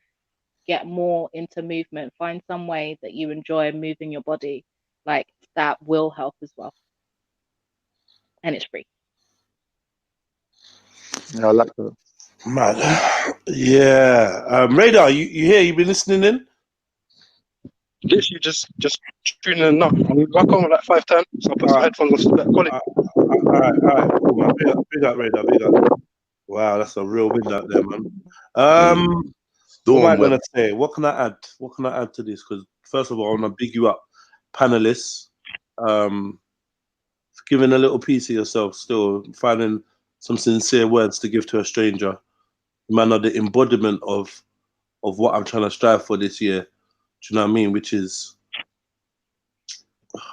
boy, man, it's amazing, man. Big up to you, lot. Still, you all came on the panel for a reason. For me, I'm definitely going to echo Lex on majority of all of what she said. She never said nothing I turned my nose up to. Everything she said, I kind of co-sign. I know you're not allowed to do that on this show. You have to stand in your own truth, but her truth is very much resounds with me, man, especially when it comes to, you know, like, I mean, I can identify with loss of a family member due to extreme and sudden and unexplained circumstances. I felt that from young. It kind of shaped me being the person I was. I did learn that I didn't want to experience that feeling again. I didn't want to go through that level of fucking horror. So I started systematically detaching myself from notions and thoughts and feelings that equaled me having the ability to feel this way again. Yeah. And each day you detach from certain things, you reattach to other things, or you attach to other things. It's a constant game, innit? You're never going to be 100% detached from the reality that you're in, because that's the nature of the hologram. However, saying that, my brother, if you don't recognize that you're going to feel worse, probably why your brother hurt himself or killed himself during the winter months, you got to understand, if he has something hereditary in him, you may have the same type of wiring or chemistry, which means that it's imperative for you to exercise over the winter periods. It is so important, yeah, for you to exercise, for you to get your daily dose of vitamin D from the sun, and for you to like try and inject humor into your life, yeah, any way you can. Sometimes you want to sit down and watch an action, you want to sit down and watch this and that. Usually the last genre you want to see is a comedy, and that's the telling of your psychology. Yeah, put some comedy on, man. Laugh, learn to re-laugh and that. Laugh, bust some jokes. I know you get jokes over on this side. Stick to the jokes. Don't go where it's all drama and passa, and don't do that. Do you know what I mean? Stick to your jokes. Be real with yourself, man. Set yourself these goals. Like you're talking about, you basically see the uselessness of life. Cool. The rat race might not be for you, bro. A lot of people have spiritual awakenings when they experience loss or bereavement, and it sends them into directions that they never explored before. Yeah, So it might not be that the 9-to-5 rat race is what you need. If you're creative, you might want to build yourself a lifestyle that allows you to be creative. You might want to swap your two-piece suit for a bathing suit or fucking shorts and flip-flops, whatever, and switch it up. There might be another country. There might be some big change that you can bring about in your life that will basically flip things upside down and give you a new canvas to draw on. You are the master of your own destiny. So I guess you could be anything you want to be, bro. Don't feel the pressure. Like if you see your mum doing a certain job and living in a certain way and you don't want to repeat that, then you've got an insight. You actually have a gift now to see a role model like your mum and be like, right, I don't want to work for 40 years and be broke and be getting old. Then you got to kind of put the energy into making sure that that's not your reality. Yeah. You also have something to live for. You also have someone to prove wrong. You could prove to your brother that life ain't that bad, innit? Yeah. That you can actually be successful in life or be happy in life, regardless of what happens to you. You don't have to be, I suppose, a result of the bad things that you've experienced. Do you know what I mean? You don't have to be a result of that. You can be much bigger than that. You don't have to be a victim of your circumstance. That's what I meant to say. You have to be a victim of your circumstances, bro. And another thing is, there's probably gonna be a lot of other people that's gonna be inspired by the way that you get yourself out of this, the way you get yourself out of this hole that you think you're in, which you will do, because I can tell by you writing and all this shit you're writing, I can tell that you have enough presence of mind to actually be able to put this in its right compartment through time and realize that, you know what, I've got to lift myself up. Yeah, feel sorry for yourself right now. Do what you need to do. Do you know what I mean? Feel sorry, cry, sob, whatever. You know what I mean? Be angry at God, be angry at yourself, be angry at whoever.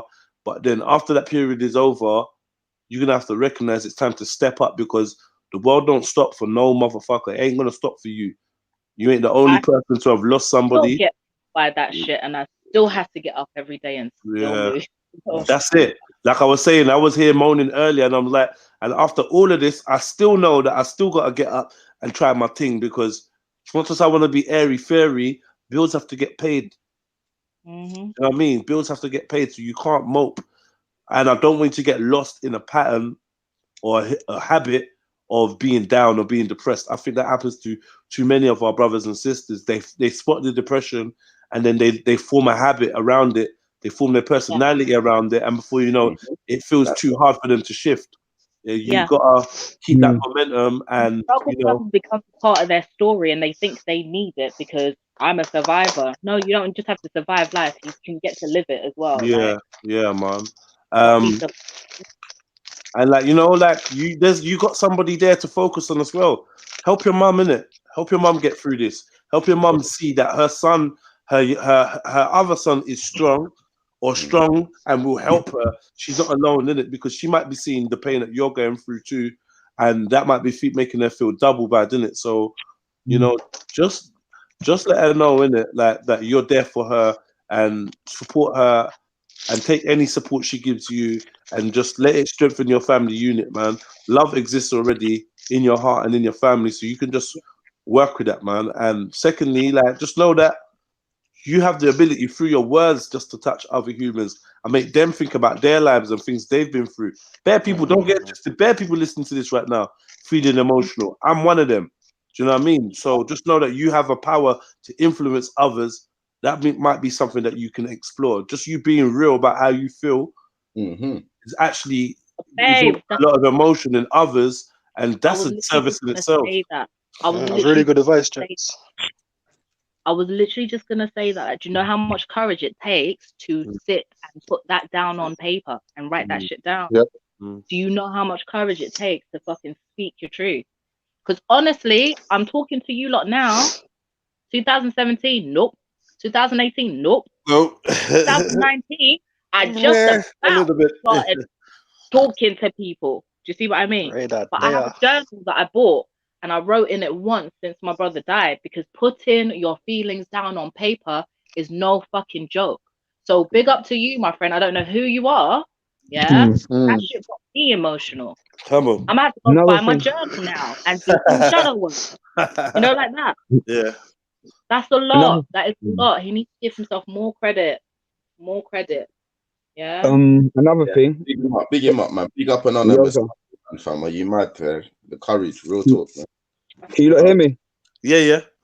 Yeah, another thing I was gonna say was you see where you're saying he hasn't got any money and stuff like that, and he's looking at his mum and he's seeing, like you were saying that you can see the pattern and you try and change the pattern.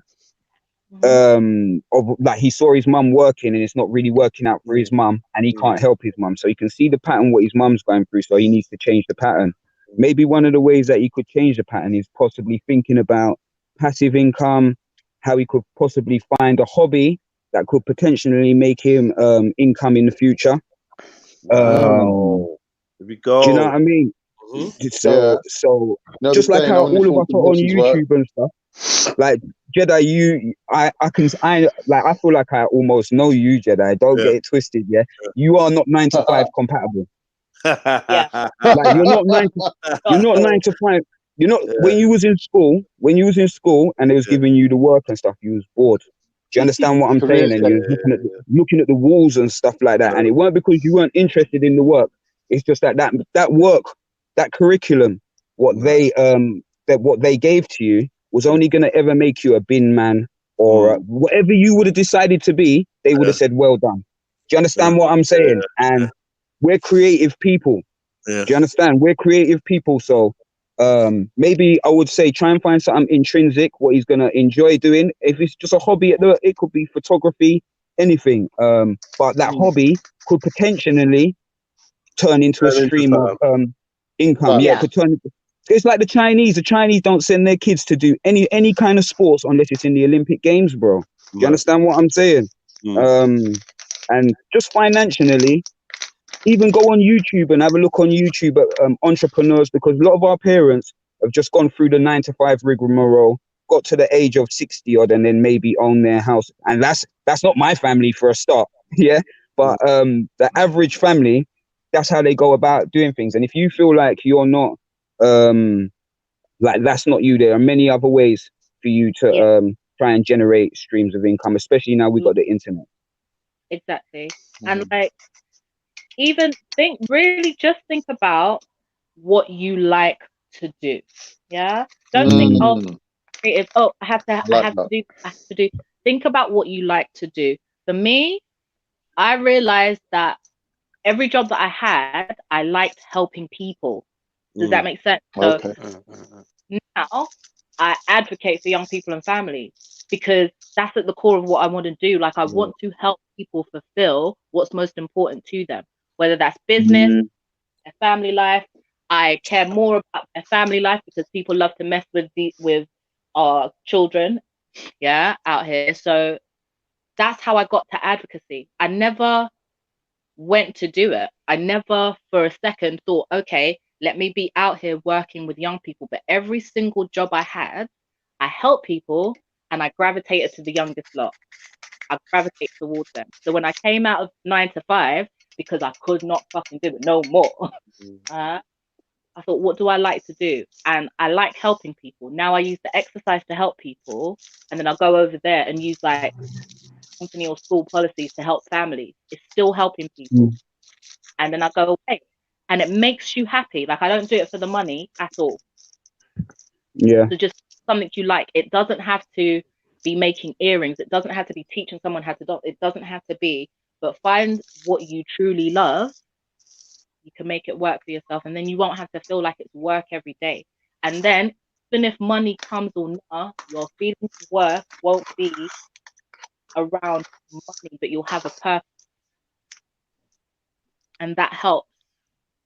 That helps more than earning money, because there are rich people right now in position who want to jump off a bridge somewhere. God, don't let this. What I think no one wants you to run the risk of thinking that you're gonna pay your way out of the way you feel. That's not what anyone's saying, man. That's what not. So don't think that. I know you're focusing on money and I'm 20 and I'm just. I put it to you like this, yeah. I don't think there's many people in their 30s, and I think there's few and far people in their 30s that are doing the job they always wanted to do from their early 20s or teens. So the point I'm trying to make is, I don't think you just wake up with this, right, this is what I'm going to do now. This is it. Yeah. Like, it's a process, isn't it? And what we are all speaking on is ways to open up your options so that you can like finally walk in the path of that you're supposed to be walking in. So we're just we're just trying to show you ways to like look at your opportunities, look at your possibilities. Another quick point I would say is that I worked out what I wanted to do in my life literally like 6-7 months ago. Fucking hell. Yeah, I mean, yeah, there you go there. Yeah. 6-7 months ago. You know what I mean? So it's never too late for you to like, this is the reason why I'm here as well, brother. It's never too late for you to change. It's never too late for you to change direction or to say, all right, I don't want to do that no more. I want to do this. Yeah, just try some while stuff. You're alive. Yeah. While you're alive, there's still time. Yeah. You know what I mean? Yeah. That's all good. Like I look at Hollywood sometimes, yeah, and like sometimes you see like, you know, like you think, oh, I'm too old to do this or I'm too old to do that. You look at someone like Samuel, like there's old actors and stuff like that. There are people that are 70 years old and they're in that's the best years of their acting career.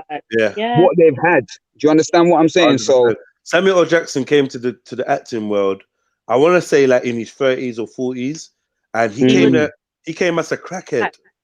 Yeah. Come on. Actual crackhead. He was literally like 38 when he started trying to sing. He got his breakthrough fucking role 41, B. Man. And you know what it is? You know what it is? Samuel. The message of the story is he went for it. He come out of his comfort zone and he went for it.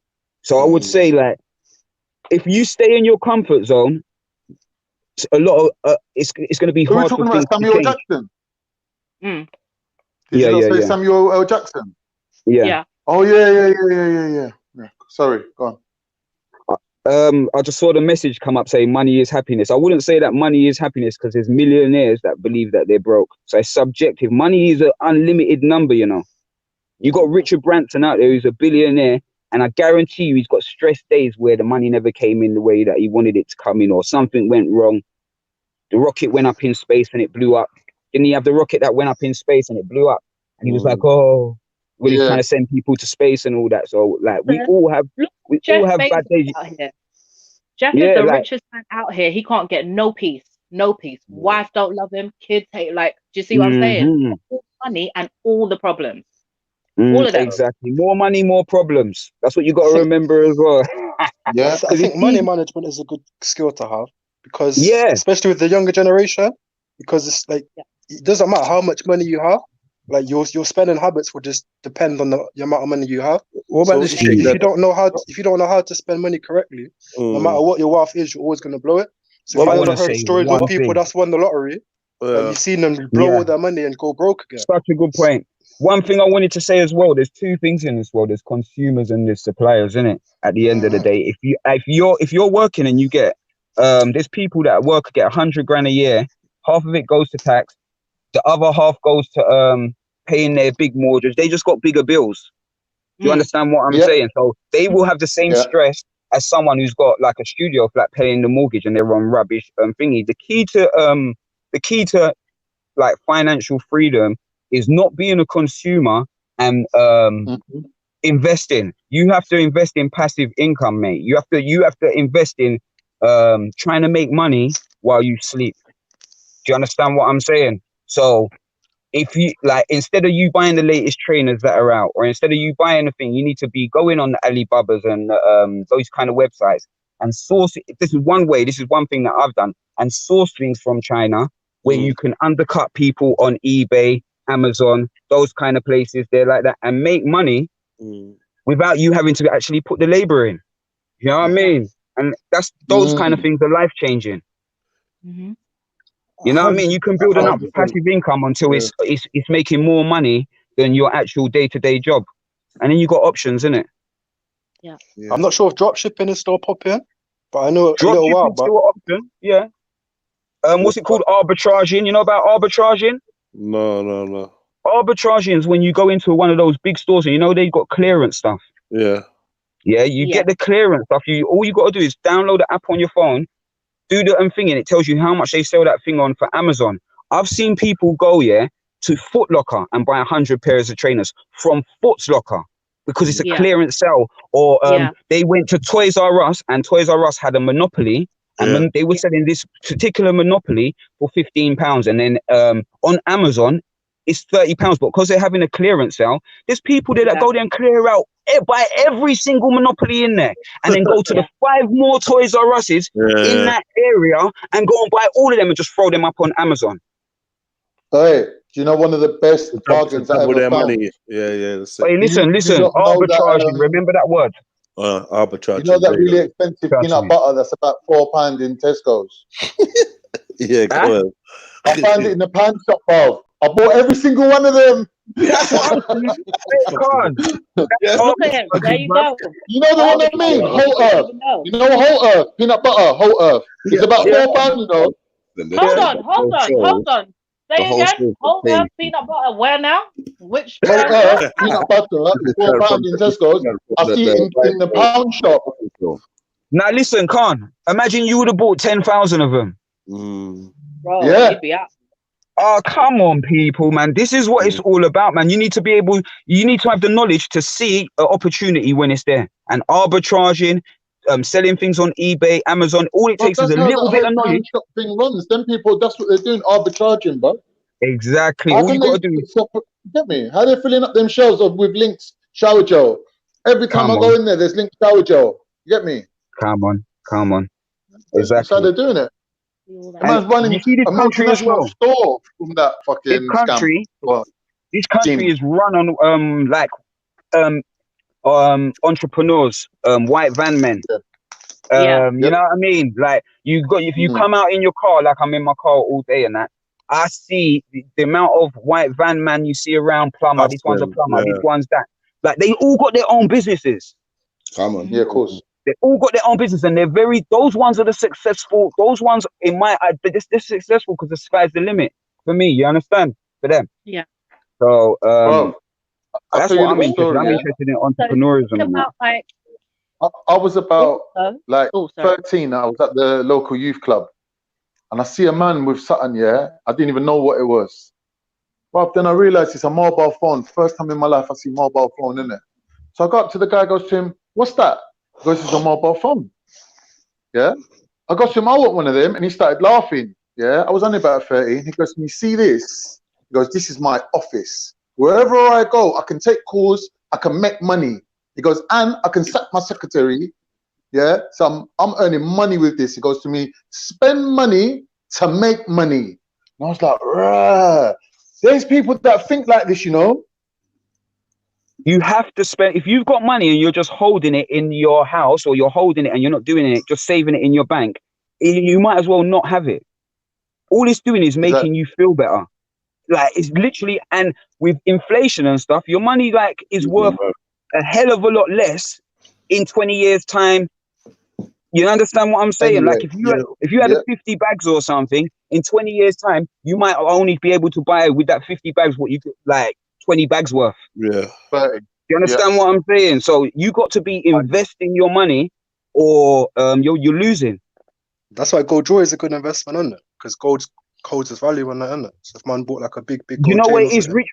Rich people got portfolios, bruv. They got a bit of gold, they got a bit of property, they got a bit of liquid cash in the bank, they got a bit of everything. So they got stocks. You know what I mean? But I would say that the most important thing is to instead of going and buy the new trainers or something, at least, or whatever, and things are expensive nowadays. You want to go to the designer shops and that. It's peas, bruv. Like you can literally start off a small business with £500 or a couple £100. You understand? Like it's not hard. It's not hard. You don't need that much money, especially with eBay and Amazon and them kind of things there, to start a business. You know what I mean? There's lots of different ways, yeah. So lots of different ways, but that's what we got to do to the youth. Don't want to, you don't want to. He doesn't have any collateral to begin with. Start by shotting services. Yeah. So if you don't have, $100 to buy a bunch of stuff, like you don't have the collateral, then you start by shotting your services. There are like, if you go online and have a look, for instance, there are people who barter their services off for things. So if you want things to help you with your hobby, but you don't have to get them, check out bartering places, but also shot your services, because there are people who are looking for everything from a gardener to handyman to things that you're not you don't have to be certified for, that they're willing to pay. They just don't have nobody to do, and they don't want to pay the plumber man £70 for a job. So stuff like that. I knew this guy, he was good with money, and he had this wife, and she was lazy. So when she was sitting at home watching telly, do you know what he done? He got this thing called work from home, and they used to send her out pieces of string with little beads, and she used to have to sit there threading the beads onto the string, and she used to do about 4 hours a day, you know, just watching telly. And every time I used to pop around to see my brother, and his mum would be sitting there making these little bracelets and whatever. And I'd be like, what's she doing? And he goes, oh, my dad just orders it, she does it, and then he sends it off, and they send the money. But she didn't see none of the money, but still, she's contributing to the household. I need about 10 people like that.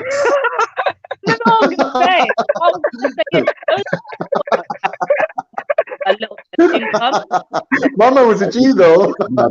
Yo, no questions asked or anything. All of those. But it's called work from home. I swear they still do it. You can look it up. They still send it out. My mum used to do it as well. She used to fix rucksacks. See, stuff letters. You know, like during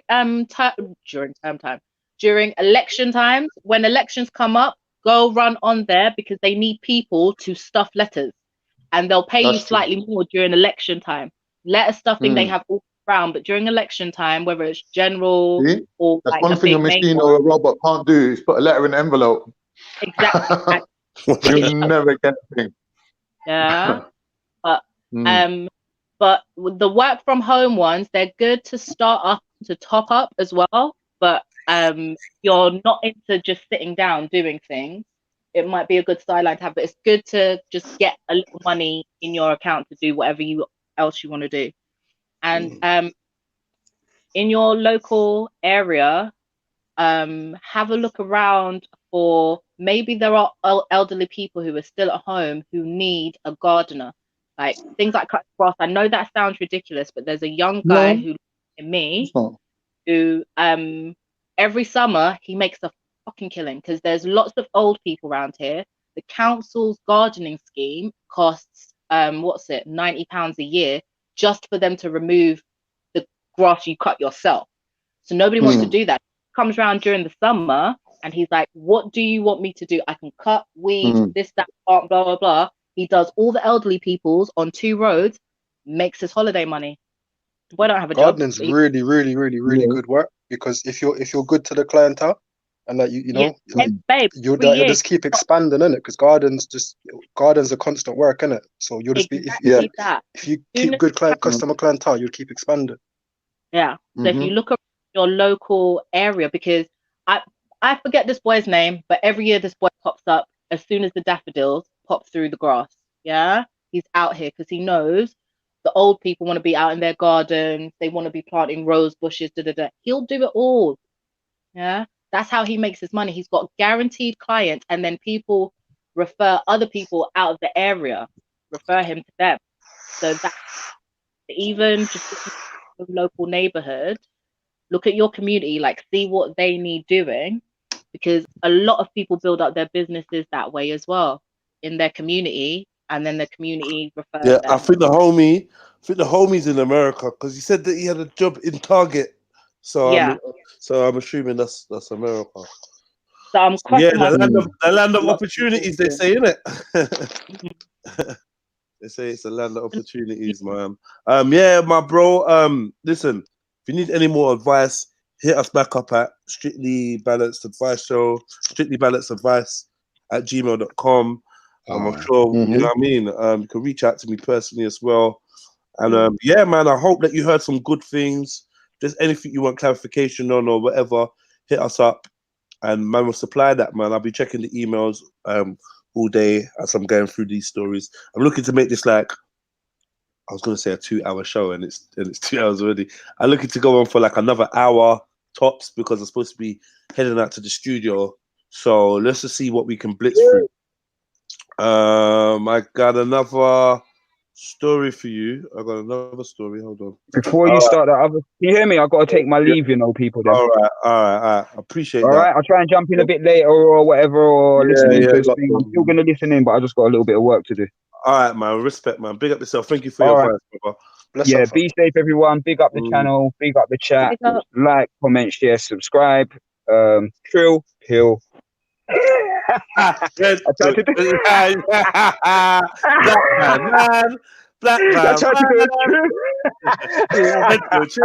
Black Red pill, true. Yeah, love, blessings. I'm out. Done though. Yeah. Grassler just made a really good point. I just want to agree on that. And he says depression is big business for pharmaceutical companies. Oh, yeah. Bro. Oh, big. Preach it. Big. Huge. Tell them. I think that's why the system is set the way it is, to encourage very, very low level depression and apathy in everybody, so that people don't even definitely going on with the same pattern. Of course, 100%. But man are gonna have medication. You know what I didn't know? What I found out recently, that there's certain sunbeds that you can get vitamin D from, like the sun. I didn't know that. Yeah. Apparently, there's an illness called SAD or SDD.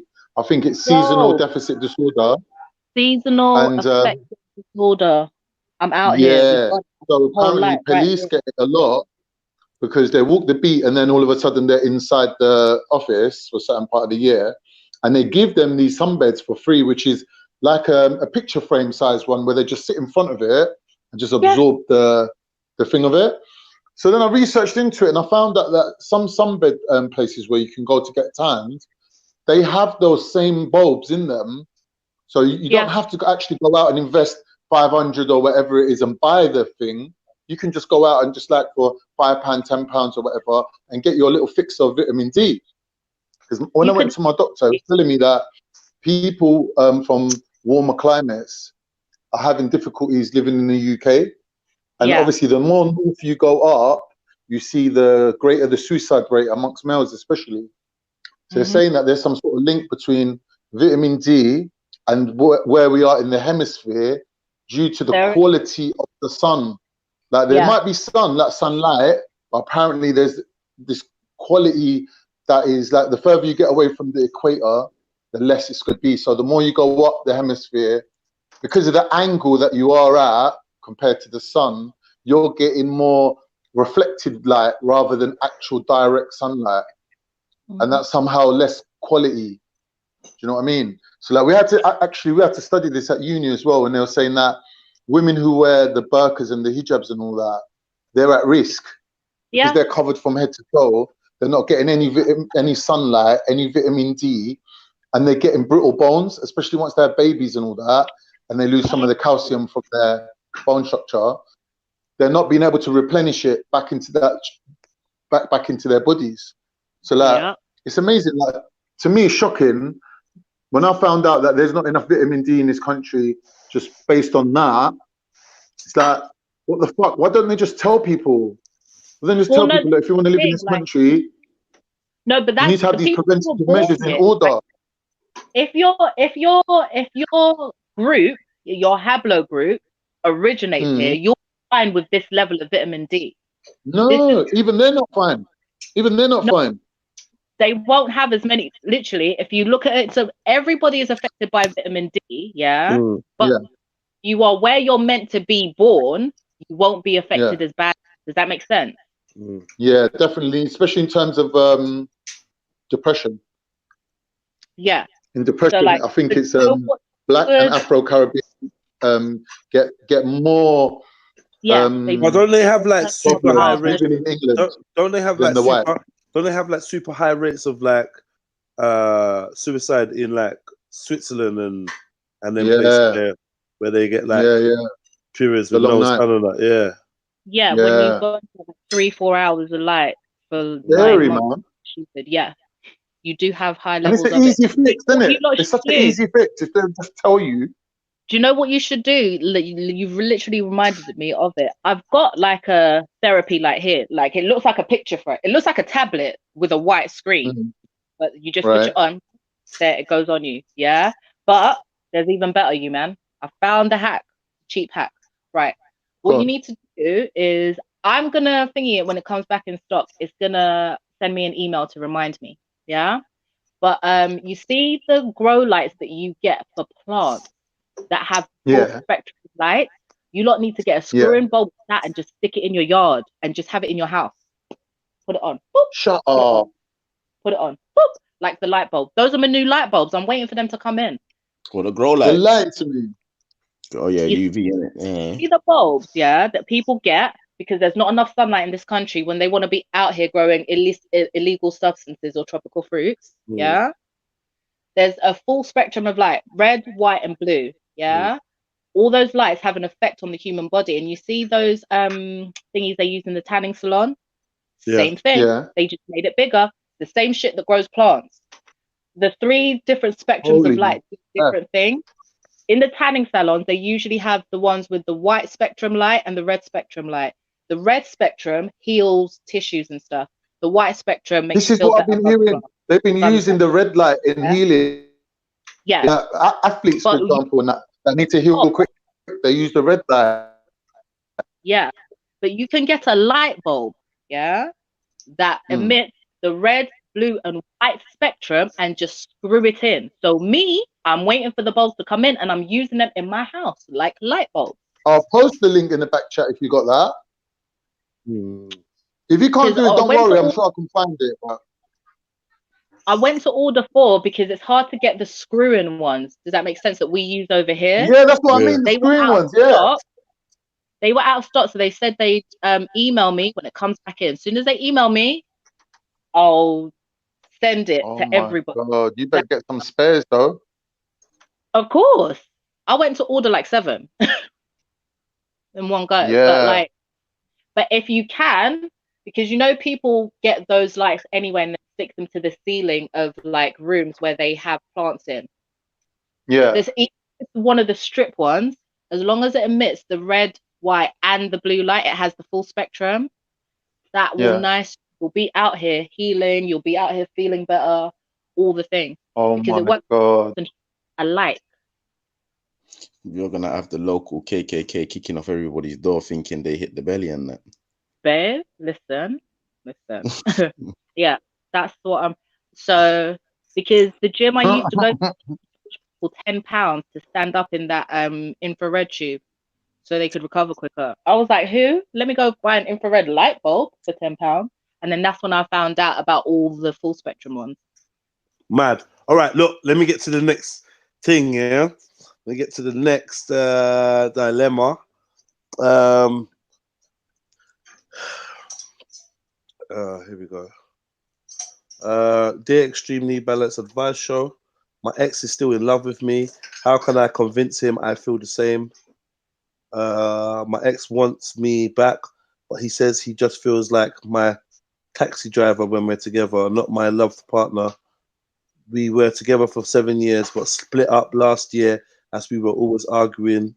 We are both 45.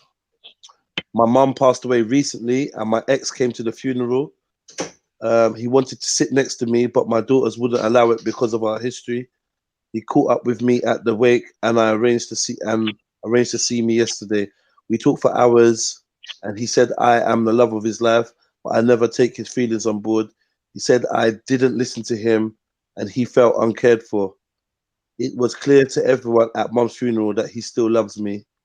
I told him I love him and thought loving him was enough. Now I see it isn't. How can I learn to know more about the man I love if I can't listen? Your time. Wow. Wow. Wow. Just wow, isn't it? Wow. I think it takes a lot of time and heartbreak to realize that love is just not enough, is it? You know, like everyone spend their whole life looking for love, and then when you find it, you realize that love by itself is not enough. This is the thing. I might need you to read that one more time for me so I can properly clarify some things. I need some. All right, I'm gonna read it. I'm gonna read it one more time still, because yeah, I will read it one more time. I felt like I needed it. I don't know if I read it smoothly enough. Okay, dear extremely balanced advice show. My ex is still in love with me. How can I convince him I feel the same? My ex wants me back, but he says he just feels like my taxi driver when we're together, not my loved partner. We were together for 7 years, but split up last year as we were always arguing. We're both 47 and 45. My mum passed away recently, and my ex came to the funeral. He wanted to sit next to me, but my daughters wouldn't allow it because of our history. He caught up with me at the wake and arranged to see me yesterday. We talked for hours, and he said I am the love of his life, but I never take his feelings on board. He said I didn't listen to him and he felt uncared for. It was clear to everyone at Mum's funeral that he still loves me. I told him I love him and thought loving him was enough. Now I see it isn't. How can I learn to know more about the man I love if I can't listen? Why can't she listen? I don't know. When she said the part about the taxi driver, I think it's the giveaway clue that she's one of these people that thinks that you have to do things for her to show that you love her. So she'll be asking you, do this for me, do that for me, take the bins out, wash the dishes. Oh, can you do me a favor? Run the kids to school today. She's like one of them, innit? She can't just be with you and you be you and that be enough. Part, yeah, I understand that part. Yeah, he felt like he was taxi driver man, Mr. Go for this, go for they said that he felt like taxi driver man, but I don't understand why, if you love that man and he is the love of your life, you can't listen to what he said and make an effort to not make him feel like that. I think that's what I don't understand. I think she's making it clear. Yeah, I don't want to seem rude, but like, yo, need professional. Like, no man, be rude and just why not? Yeah, they need professional help. They need relationship counseling, like straight. Like I don't. That's why I was confused. Like that's why I was thinking, like, why can't she listen? Like he's told you his feelings. And listen. From your daughters, you know, I say no, you can't sit around here, you know. Yo, there's history for real, fam. There's history, blood. That's not a joke. That's fucked up. At first, that's why I said, man, them your time, because I don't know how I wanted to know, like, her daughters, are they their daughters and they have seen this happen, or she said my daughters, so I'm assuming they're not. That's her boyfriend. Going to let her daughters run her love life. This is why I don't. Okay, me in that position, I'm 45. The love of my life comes back round. He tells me what it is. I'm gonna make an effort to try and make our relationship work, because that's the love of my life. I'm the love of his. He's literally outlined to me what it is. So I would have to try and look at my actions, and see if there's any way that I can do, because it's not hard to make. Does that make sense? It doesn't sound like there's a horrible, heinous issue. But nobody say that the boyfriend is it's all can be worked on. So why can't we listen to each other and work on it? Boy,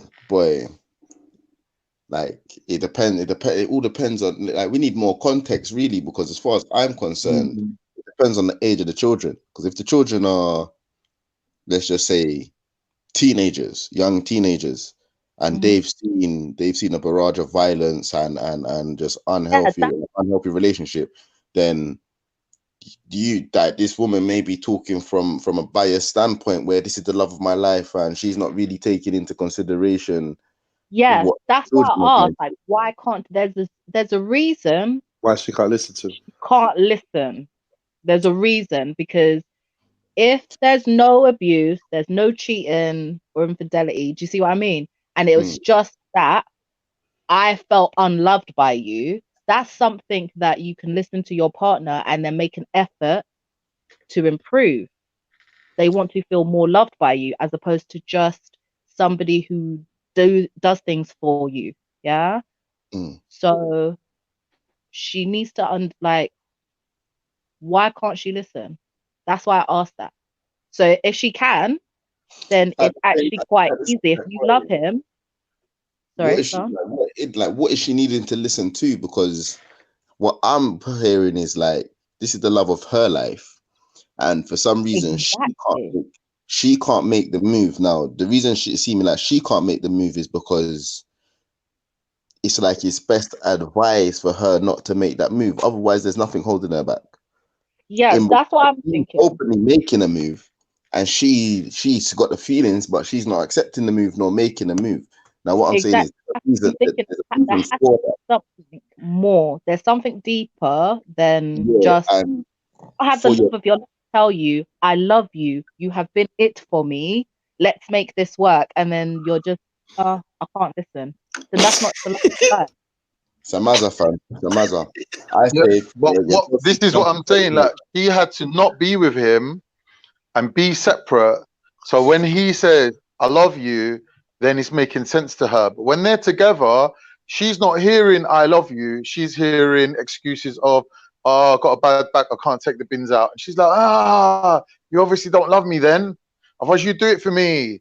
Like, I think she's not hearing that I love you when they're together, because she's got other things that is on her mind, that other signals that she needs to receive to make her feel loved. So it's not that he don't love her, that she don't feel loved. Because that's what I was very confused about, because everybody can see he still loves her. She was saying that's the love of her life, all of that. So your children are actively saying, no, this cannot happen. That, like, in my eyes, that's like the major red card that goes to show you, like, this relationship was dysfunctional. Got dirty, it got bad. She all said the reason the children are doing that is because of things that have happened in the past. Do you understand? So this thing is dysfunctional, cuz. Yeah. Like, you need help, I think. I know a lot of man. Yeah, I'll be honest. To my set. Yeah, I come from Wood Green, N22, Greenside. You get me? Yeah, there's a lot of man over there, very manipulative. Yeah, man know how to be very manipulative. So this woman talking about she don't understand what she's done wrong, in a sense, like she don't know why she don't pay what. That sounds like yo. That don't make no sense. It doesn't, does it? Like, right there, like, it's all your fault. That I'm just being honest, innit? I don't know, innit?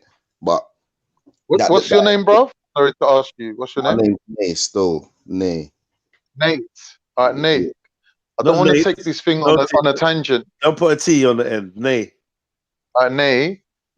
Have you ever had a long-term relationship with a Caucasian woman? Why no? Because I'm just saying, like, we're looking at this whole problem. Nate, we're looking at this whole thing from, like, you're saying, let's represent our set, yeah, like where we're from. This whole argument or this whole puzzle, maybe we can't solve it because we're looking at it from one angle, when really you need to be looking at it from another angle that we can't really contemplate. Like, for us, love might mean a lot more than it does for some people, because I've been with white women. I've had long-term relationships with white women, like 8 years and shit. And let me tell you something, like, white women have come at the right time, you know. Are different, man. Like, sometimes I love you ain't doing it for them, Freddie, innit? Like, flowers and chocolate on Valentine's, they're just looking at it like, what, the same flowers again, like from last year. Like, do you get me? Like, they're different in the way that I love white women have got their men jumping through hoops, like doing dishes, doing this, doing that. Well, we wouldn't do that. To me, that's not me loving you, me doing your dishes. I love my black sisters, and I'm scared of them at the same time. That's why I just exactly. Line. Do you get what I'm You're saying? still better off with a sister. yeah. I'm still better off with a sister. That's my view, but still. hell yeah. But I'm saying, obviously, when you get racial though, did this woman say anything about her race? No, she's on. I think that's the missing link of the whole puzzle. That's the missing piece, I'm thinking. Right, me and my black Turkish will take that way, though. No, but you know what's worse than a white woman? My uncle's married to a fucking South American Latina. Bro, she's on another level. But still, a lot of people want to point out that you are white, Con. So I mean, we're gonna move on from that. I ain't saying that you're white. You know what I mean? I've seen your family, but yeah, people quick to try and drag you down. Hands in a bucket. Oh no, you ain't getting out the back door. No, you white with us. Yeah, so we all white. We all white. Yeah. When Spice was calling someone a white bitch, I know she weren't talking about my mum. You get me? Like there's some hardcore. Like, trust me, my ex. If I tell you stories about my ex, boy, you know about white bitch. Trust me, they're on a different level. No, but you know what? We're doing the white girls a disservice, isn't it? Obviously, they could do certain things, bro. We're talking about love, innit? Like, yeah, for real. Hey, big up the daughters from Europe. See? Yeah. Who even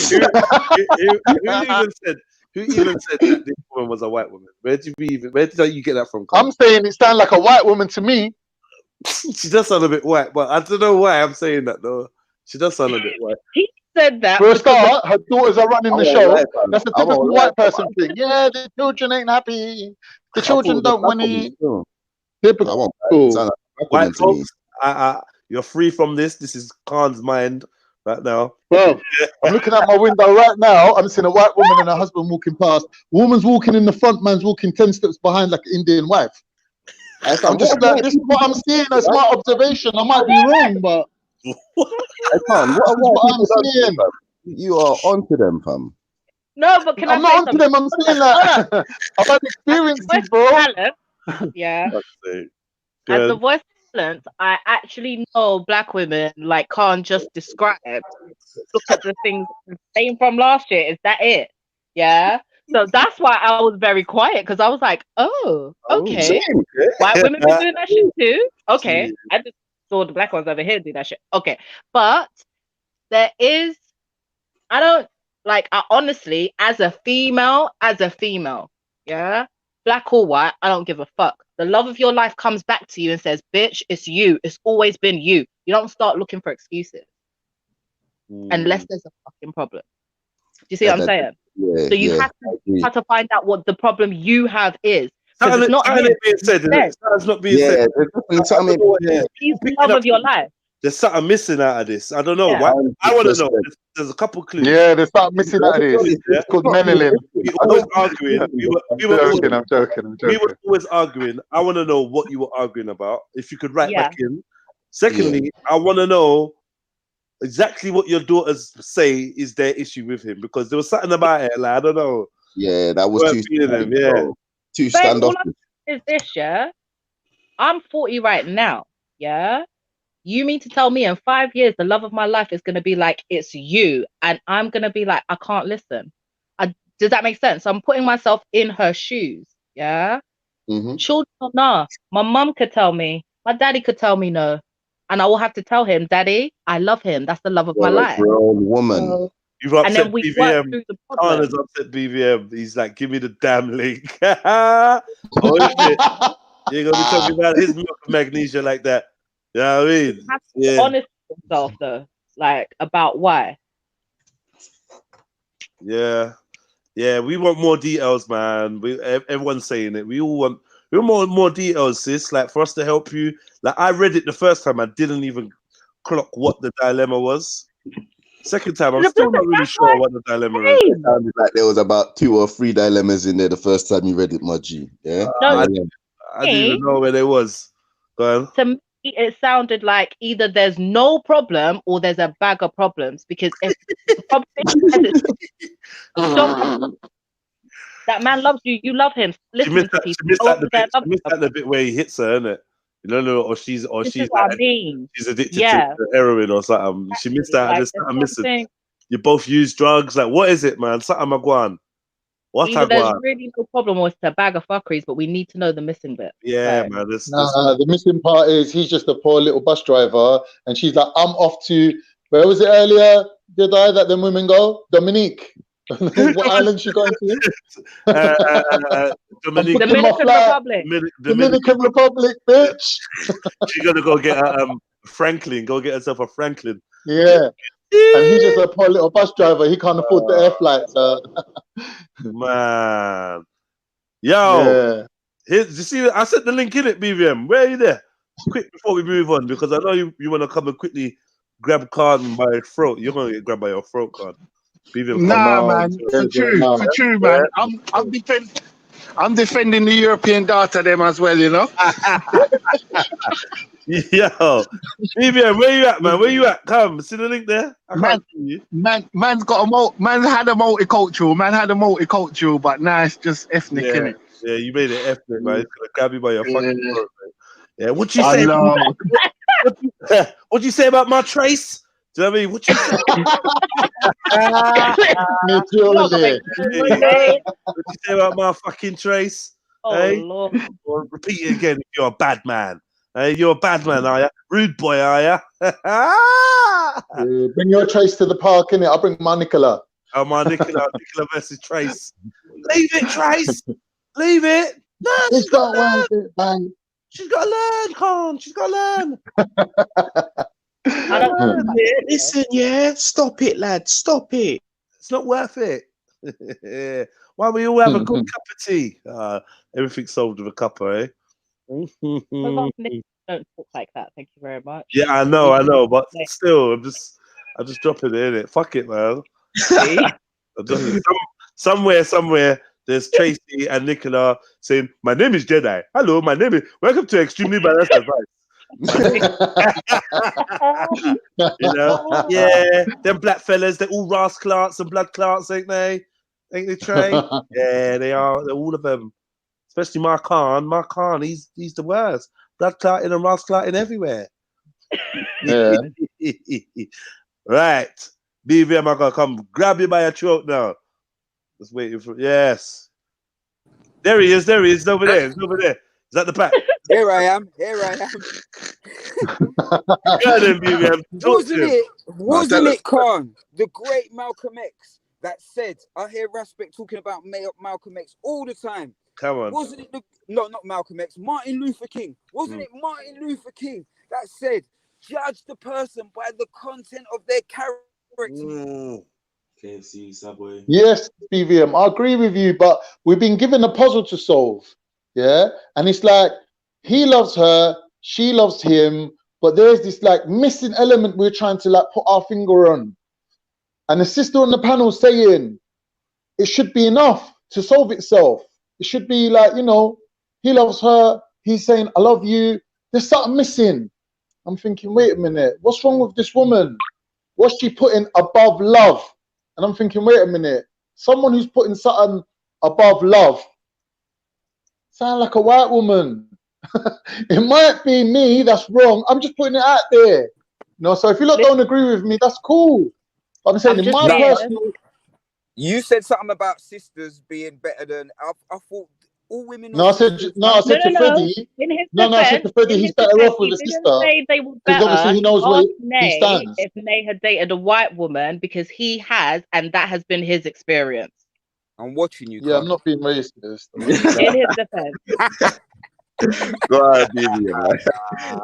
I'm joking as well. Listen to me. Yeah. I'm just gonna put it out there for the record. Yeah, my last woman was a black woman before my white woman. I don't strictly go for white women. You know what I mean? It just so happens that my lady at the current time, my missus, is white. You get me? Yeah. No, I heard that. How long you been together? Probably about 5-6 years. Okay, that's good.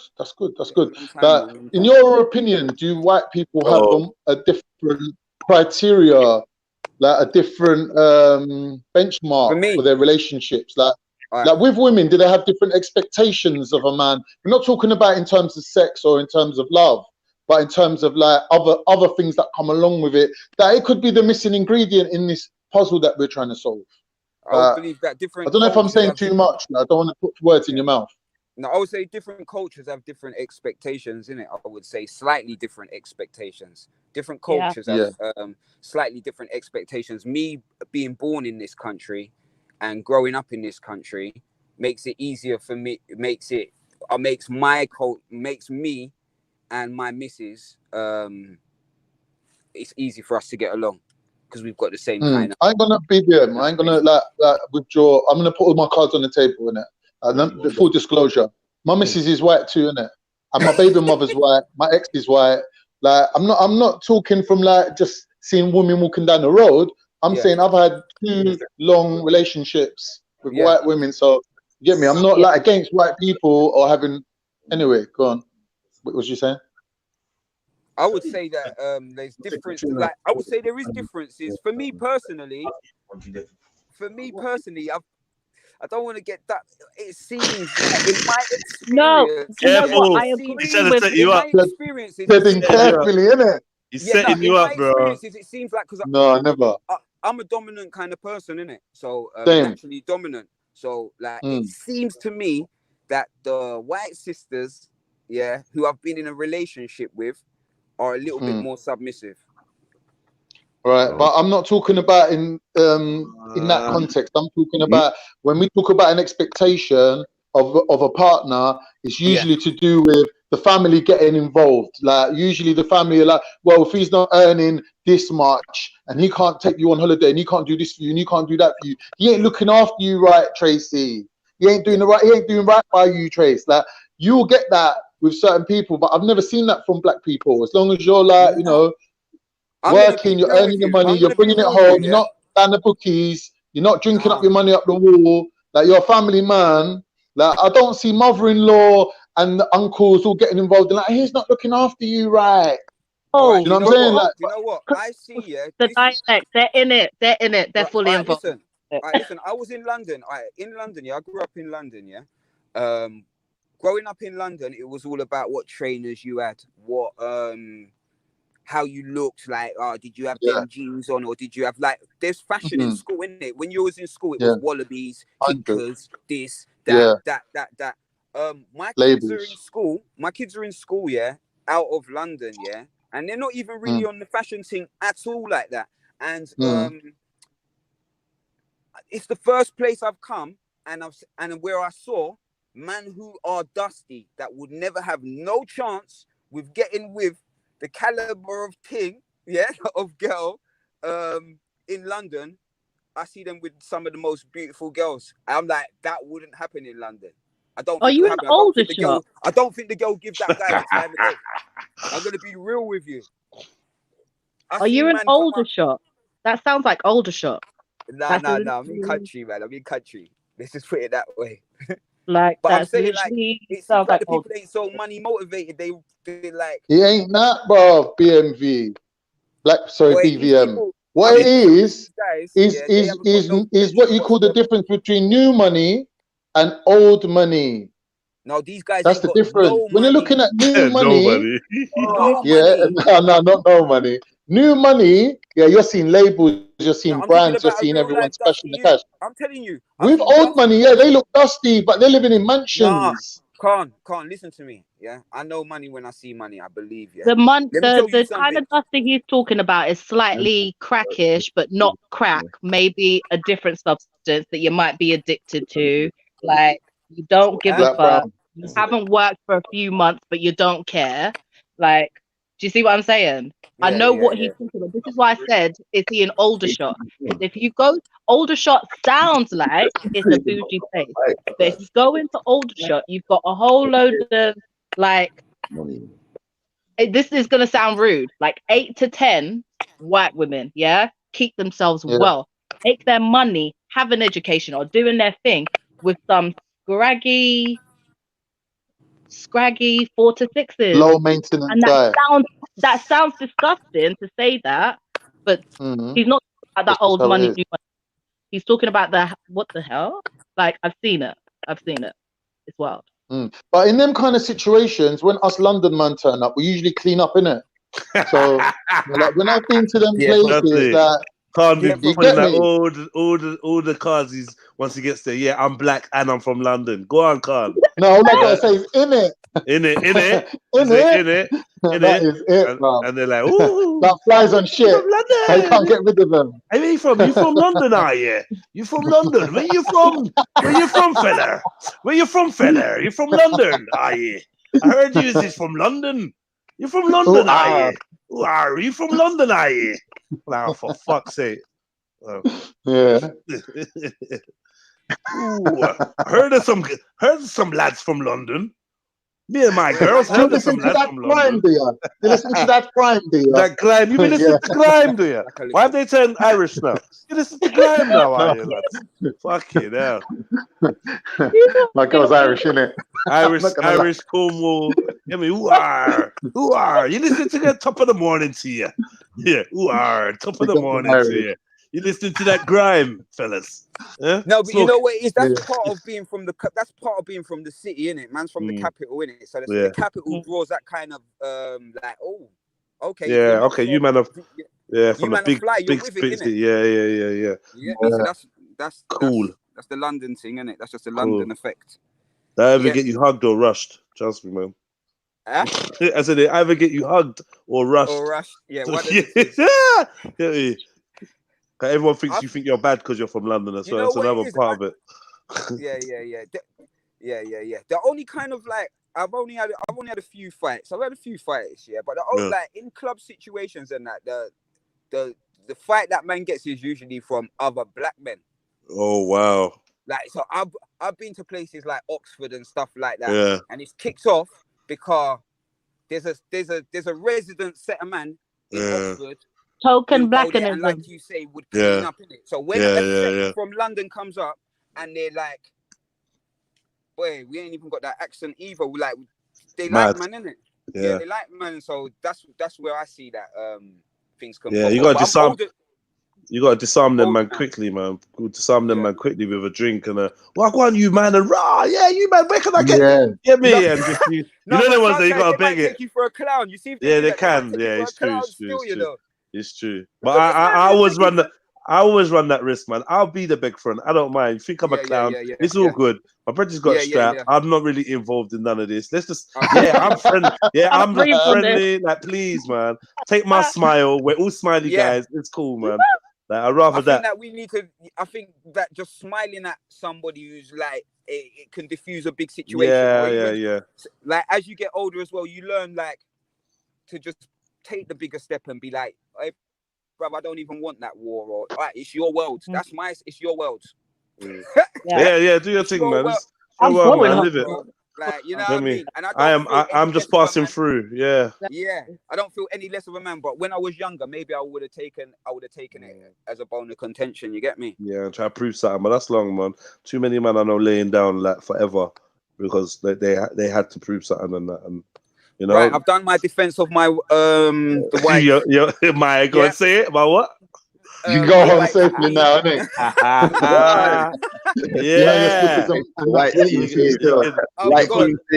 You can put that cape away now. All right, mate. All right, cool. You man, one love. Big up the chat. Big up everyone. Big up, Black Van Man. All right, so I'm not gonna lie, sister. I'm waiting for you to send an update because we just want a little bit more information. First time doing that, but I mean. I'm sure you heard a few things. I just don't know if you know if it's enough for you. I feel like Radar, you're right there, brother. Yeah. I just ordered the food real quick. All right, cool. Yeah, Subways, yeah. Nah, grilled chicken thing. Grilled chicken thing. You don't have to lie, bro. If you got Subways, you got Subways, isn't it? Big up Subway, you get me. I thought Subways is like maybe like you know that mat, that gym mat thing. No. Fire up on Subways. Subways is and the Subway's bread. Why are you disrespecting the Subway, fam? Subways is dead. Did you know? They got like a mat and that in there. Subways is dead, man. Subways ain't good, man. It's shit. Like I will clap at Subways if I'm on the high street and I really got it. Subways is power, man. Yeah, I just wanna thank BVM for his specialist knowledge of white women. No qualification, no. MVQ, white women. Stop. Jen Wallace is taking liberties calling BVM the Great White Hope. Like, you just need to stop. Man. Leave him alone. Left him alone. Left him. Yeah, big up BVM. All right, let's go on to the next one, because you like cracking way too much jokes. BVM at the expense of poor people who wrote in. Apologize. You see, It was my fault. funny. So, who are you black fellas? Ooh, black fellas. Wow. You like that black, grime music? black lads from London. Oh, fucking, No. fucking. Is it? Are you from London? What do you Are want you from know Iceland for your team? No, I've never met him. Hi, yeah, man. Black lads from London. Bang fucking tidy. War. Just what And those are the white girls you have to avoid, you know, bro. Black lads from Statutory London. rape. Fucking just what the doctor ordered. Ooh. Those type of white girls come close. I go far, innit? They go left, I go right. Come on in, lads. Which one of you is gonna be first? Come on, lads. I'll take you, the big one with the locks. The big one with the locks. I'll take you all on. I'll take you all on. You first, the big one with the locks. Where you from? Nigeria? Yeah. You Igbo? Are you Igbo? Are you Igbo or Yoruba?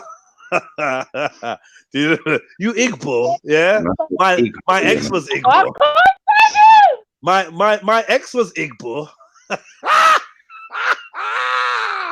Proper tidy.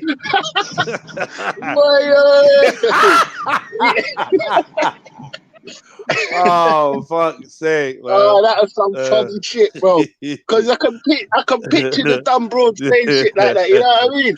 No. Oh shit! You know, I'm so silly, man.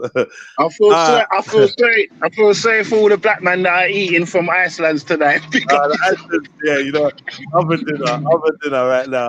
Proper platter. She's talking about platter. I'm not gonna lie, man's got Empress Becca, yeah. When she said what she's doing for Christmas, I was fucking dead. She like, oh, I'm dying. Let me get up. She said, she's doing them. I can't. I'm done. Oh, when I saw, like, because I went up to Iceland, I was like, let me check this out. And she said, yeah, I got some what she called it, some platters or whatever. I don't know, some Tesco platter thing, yeah, some banquet basket thing, bruh. She done the news 30, man. It needs a table of 5 for £8 or something. She done the news 30. I'm saying that. She done them so wrong.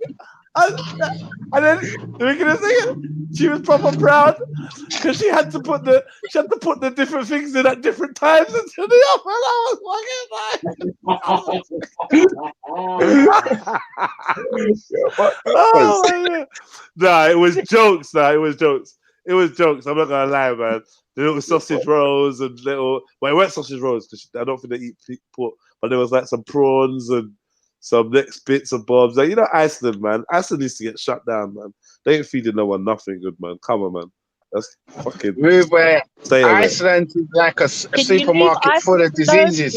Iceland delivers my 5-litre bottles of water and my frozen fruit and veg. Okay, what for smoothies? Okay, I hear you. But Iceland's dead, like really bad, like really, really shit. You can take the other aisles, but leave my fruit and veg aisle. No, I hear you. Iceland's got good little things like the fake Baileys, Irish Meadows. I remember that from back in the days, Irish Meadow. But yeah, Iceland's is just done out here, man. Proper done. All right, let me get to this next one. Horse meat supermarket, man. Yeah, I'm not fucking with Iceland's, man. But yeah, big up Becca though, and big up, like, you get me? Get rid of my Iceland, and I can't get fresh pineapple all year round. We're gonna fight. Yeah, I mean Iceland's. I don't know, man. Ever since that Kerry Katona chick became the face of it just went so downhill. Like, not saying it was good before that, but come on, but man. You know what? Do you know another little tip I'm gonna put you on? Another tip I'm gonna put you on: frozen fruit and veg. Go to Iceland to get it. Number one, it's cheaper, but Iceland have been doing no added preservatives, no added coloring. I'm not sure. I'm not sure I could even walk into Iceland now. I might just burst into flames. I'm not doing that. I'm not. And you know what? And you know what? I refuse to be the Rasta man caught walking out of Iceland and get that look. No, don't worry, Ted. I'm gonna get that look. No. I'm not dealing with that look. Someone looks at me and looks at my bag and kisses their teeth. Nah, I'm not having. No. I'm not having my neighbours seeing Iceland online.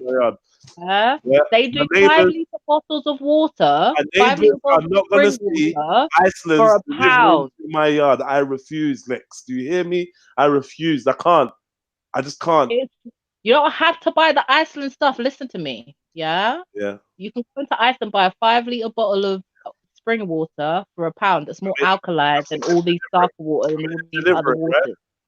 Yeah, they'll deliver it. That's what I'm saying to you, and it's not Iceland water. You'll be fine. They're gonna pull up in an Iceland truck outside my yard and ring my buzzer. I can't take them type of shame there. What? Ridiculous. I can't take them. You're absolutely ridiculous. When I walk, yeah, you say it's ridiculous. When I walk out later, I'm just gonna hear. Yeah, that. Yeah, man, opening the door like that. I don't think it's coming to me. Oh, I don't know. Take them delivered to the house because it could be going to any of 4 places. Locks swinging and that nigga eat from Iceland. No. I'm not doing it. Say Iceland, you won't be getting my money in 2020. Not even a penny. Soz. That. Here we go. You're bad. Go on ahead and go to them other supermarkets. Stop caping for Iceland. I'm sorry. I will thingy for them all the time. They don't charge you for delivery like them other cunts. Caping for Iceland is as bad as when Cotton Socks was caping for herpes. Allow it, man. Chill out, man. Iceland helped mash up the black man as well, you know.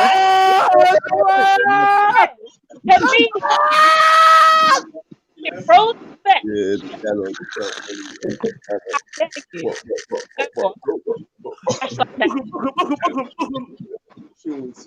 Yeah, sorry. Anyway, look. Let's move forward. Where did Khan go? Khan, you reminded Khan about Iceland. He's gonna pop down there and get something. All right, cool. He's gone to meet his new wifey, man. Hey, big up, Trace. Right, let's do this, man. Whew, shit, man. Drunk my good Iceland water. About you don't like Iceland. You drink like good spring water. Oh man, listen. Sister, come off of Iceland, please, darling. Let it go, man. Yeah, stop caping for Iceland, man. Just let it go, man. All right, cool. Let's do this. Dear Extremely Balanced Advice Show, I am lost without him. My husband is on remand for violently attacking me, but I still miss him.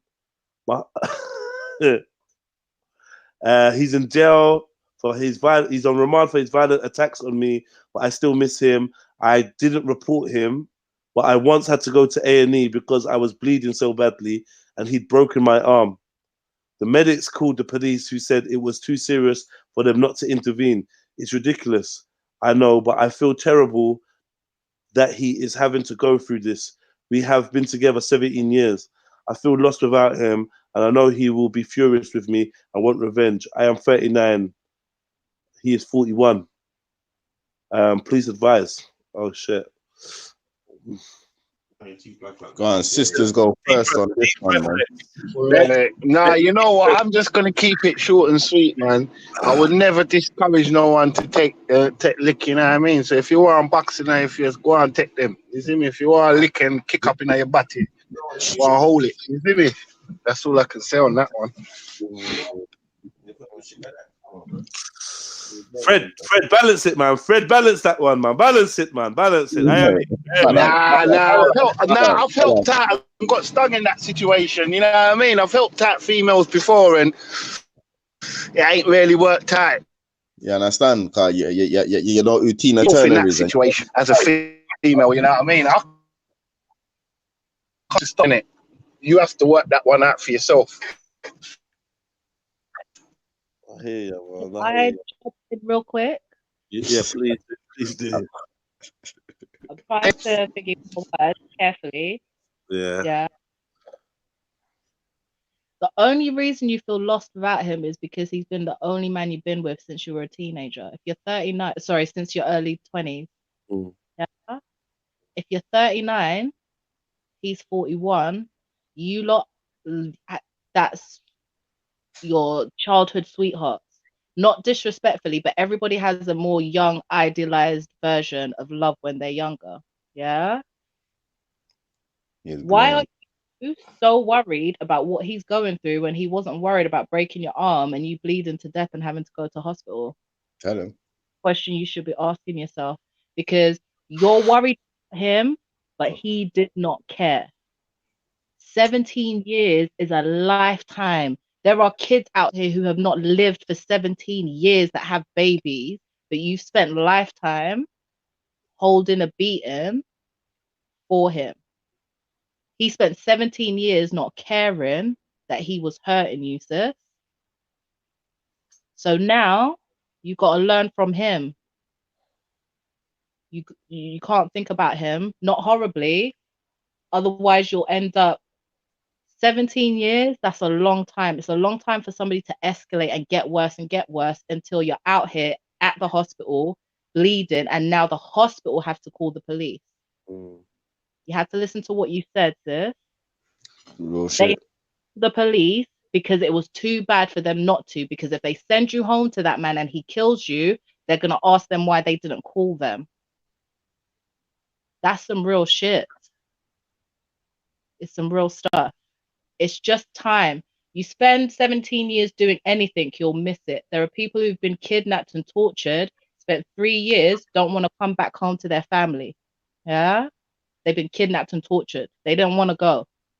So you spend any amount of time doing something, you will miss it when you don't have it. That's all I have to say. It's true, to broaden your world.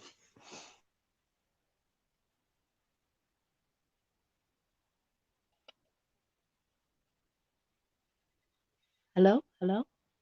Yo, you man can't leave her silent like that, man. Why are you dealing? I didn't want no one to hear me giggling, fam. I read that message. Yeah, that's fucked up. What was you reading? I was reading that thing that you got there on the screen, bro. What do you mean, bro? That's fucked up. 17 years. That's a long time. See how Magical, just everything's a joke to Magical. Stop ramping, Magical, man. There's no time for your comedy right now. My gosh, man said, I want to know why he broke her up. Was it over the coming home to Iceland? Nah, I'm not even laughing. Nah, I got stop, man. I'm not laughing at the situation. I'm not laughing at the situation. Right. You know what, Jess? This situation is so deep. It's go on. You cut out. This situation is so deep. It's not even it's fucked, you know. Yeah. That's why I don't advise Gallop this one no more. You got what I'm saying? It's so advice. Take beating if you want. That's it.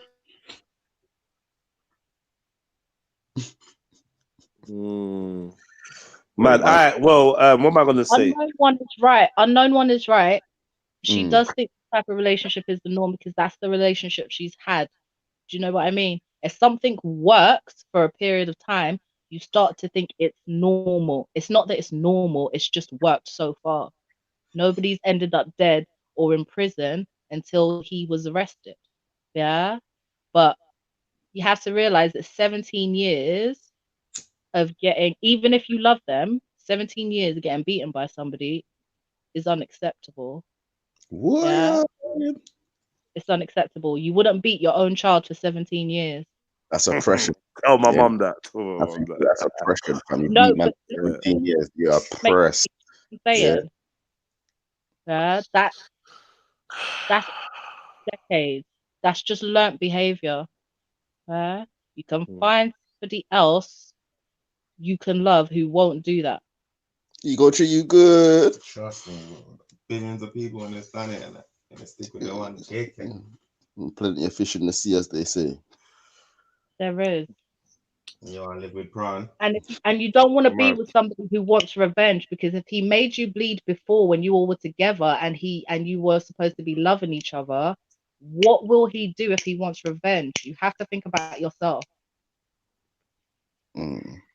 Or if you don't want to think about yourself, you have to think about your family and how they'll feel if he does something to you. True.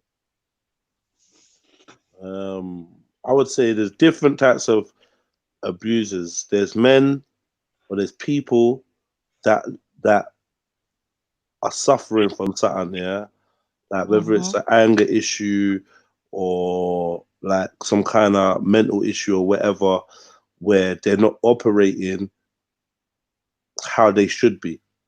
And then there's people that just think it's acceptable to do what they're doing. So they're not crazy. They ain't got no anger issues.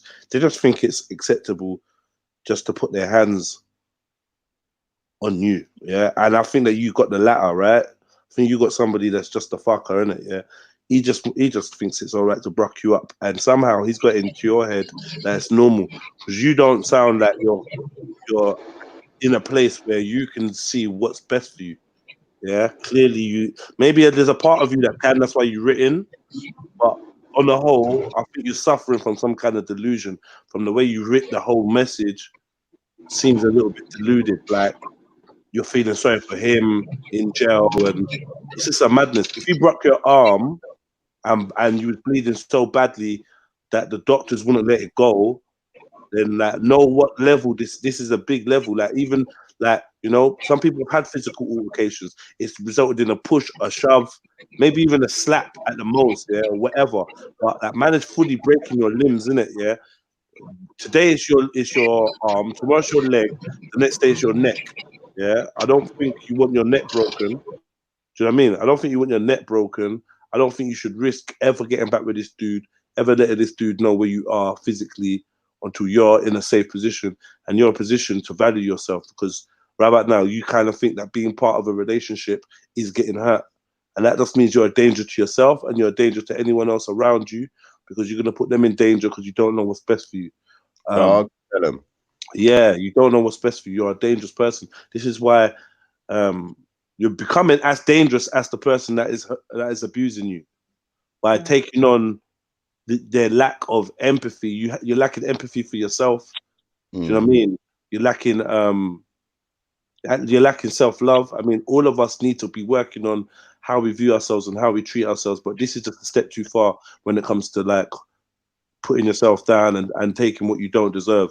So yeah, while he's in jail, this is your perfect time to just get away from him. If you can, look, I'll be real. If you could change it up, change up your address and change up, or just make it so hard for him to contact you, that's even better. If you've got like male family members or whatever that'd stick up for you or back you, then now is the time to start letting out your secret and telling people what's been going on. The more people that know what go on, the better, and the less likely it is you're going to go back in that situation. If he was a teen and he wasn't like a big man in his 40s, if he was a teen and you were both teams, I might give you slightly different advice. Yeah, ways that you can maybe work together to have a more healthy relationship. But this is far gone, and he's taking advantage of someone that's younger than him and less able to defend herself. Personally, I just feel that while he's in jail, just keep it moving, man, and try and sort yourself out so that by the time he comes out, he can't get in contact with you, or you're safe. He can't be a threat to you. That's what you need to focus on, man. I'm so glad you didn't write in and say you got youths, even though I don't. But you could do from 17 years. Maybe you didn't want to talk about your youths, but I hope you ain't got children, and I hope that you can move forward. And maybe you moving forward and getting on with your life and making something of your life could be the lesson that he needs. As in, you know, because maybe in his twisted mind he does love you or whatever, innit? I don't know, but maybe this would be something. Like, along with the jail sentence, him not having you there to support him through jail, and then you not being there when he comes out of jail, might even be the wake-up call he needs to get himself some help so that he can go and be a better person to himself, and therefore treat his next partner, not you in a year's time or 2 years' time, his next partner better. Do you know what I mean? But for you right now, you just need to keep that shit moving. And like, I don't support snitching. I don't support none of this. But like, how you gonna feel when you wake up and turn on the news and my man's killed his next girlfriend? How you gonna feel? Are you gonna? Do you know what I mean? These are things you might need to start thinking about. Do you know what I mean? don't encourage this behavior by being a punchbag for him, innit? Like, it's fuckery. It's absolutely Bruv, Jed, massive advice, bruv, man. Because my brethren had to get away from the same thing, you get me? And it was the opposite way around. And he ain't no pussy hole. You got what I'm trying to show you? He ain't no soft you. You got what I'm trying to show you? And she was fucking pinning him up, taking his pee. Bag of shit, fam. Bag of shit. And obviously, he just had to fucking, you know what I mean? Fucking trick her and cut. He had to basically say to her, "You go up north and stay with your family for a little bit." And then obviously, by the time she came back, my mum was gone. Wow. You got what I'm saying? Well, mute up yourself, Nay. Nay wants to laugh at everybody in that. I know. But this one ain't funny though. Domestics it's not a joke still. Yeah, like, that's why I don't even give advice. That's why I don't even give advice on this one, bro. Because it's happened to two of my brethren, like males, and I can't count their women that's got boxed up. Can't count. You know what I'm trying to show you. So what was his thing? What was his thing? Can't hit a woman. Nah, basically, yeah. His thing is he can't hit. His thing was he was a late starter, innit? You get what I'm saying? When man was getting Harry's and all that, you was the one waiting outside, and your turn's never coming. Do you know what I'm saying? Like, it was a bit. So when, huh?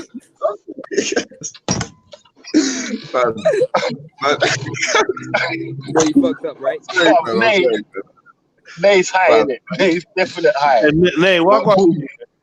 I'm putting myself on mute again. Sorry, fam. Sorry, fam. Please. Especially because of this one's domestics, you get what I'm saying? And like, it affects women. It affects women. No, but talking about dudes as well, like, it's real for dudes as well. That's important. Yeah, no, it's definite real. The youth was getting boxed up in his face, and he's not soft, sis. Sis, trust me, this youth's not soft. If I was to have a go at him in front of people, he'd take me on straight away. Like, you know what I'm saying? He's not a backer down guy, but I think he just loved this girl. Obviously, it was his first proper real relationship. Do you get what I'm saying? We ain't got no family. Like, none of my boys have really got mum and dads and all this. This is new news. Like, we ain't got no family. You know what I'm saying? So when he found this girl, it was like, wow, this whole world. You know what I mean? Yeah. So it happens, man.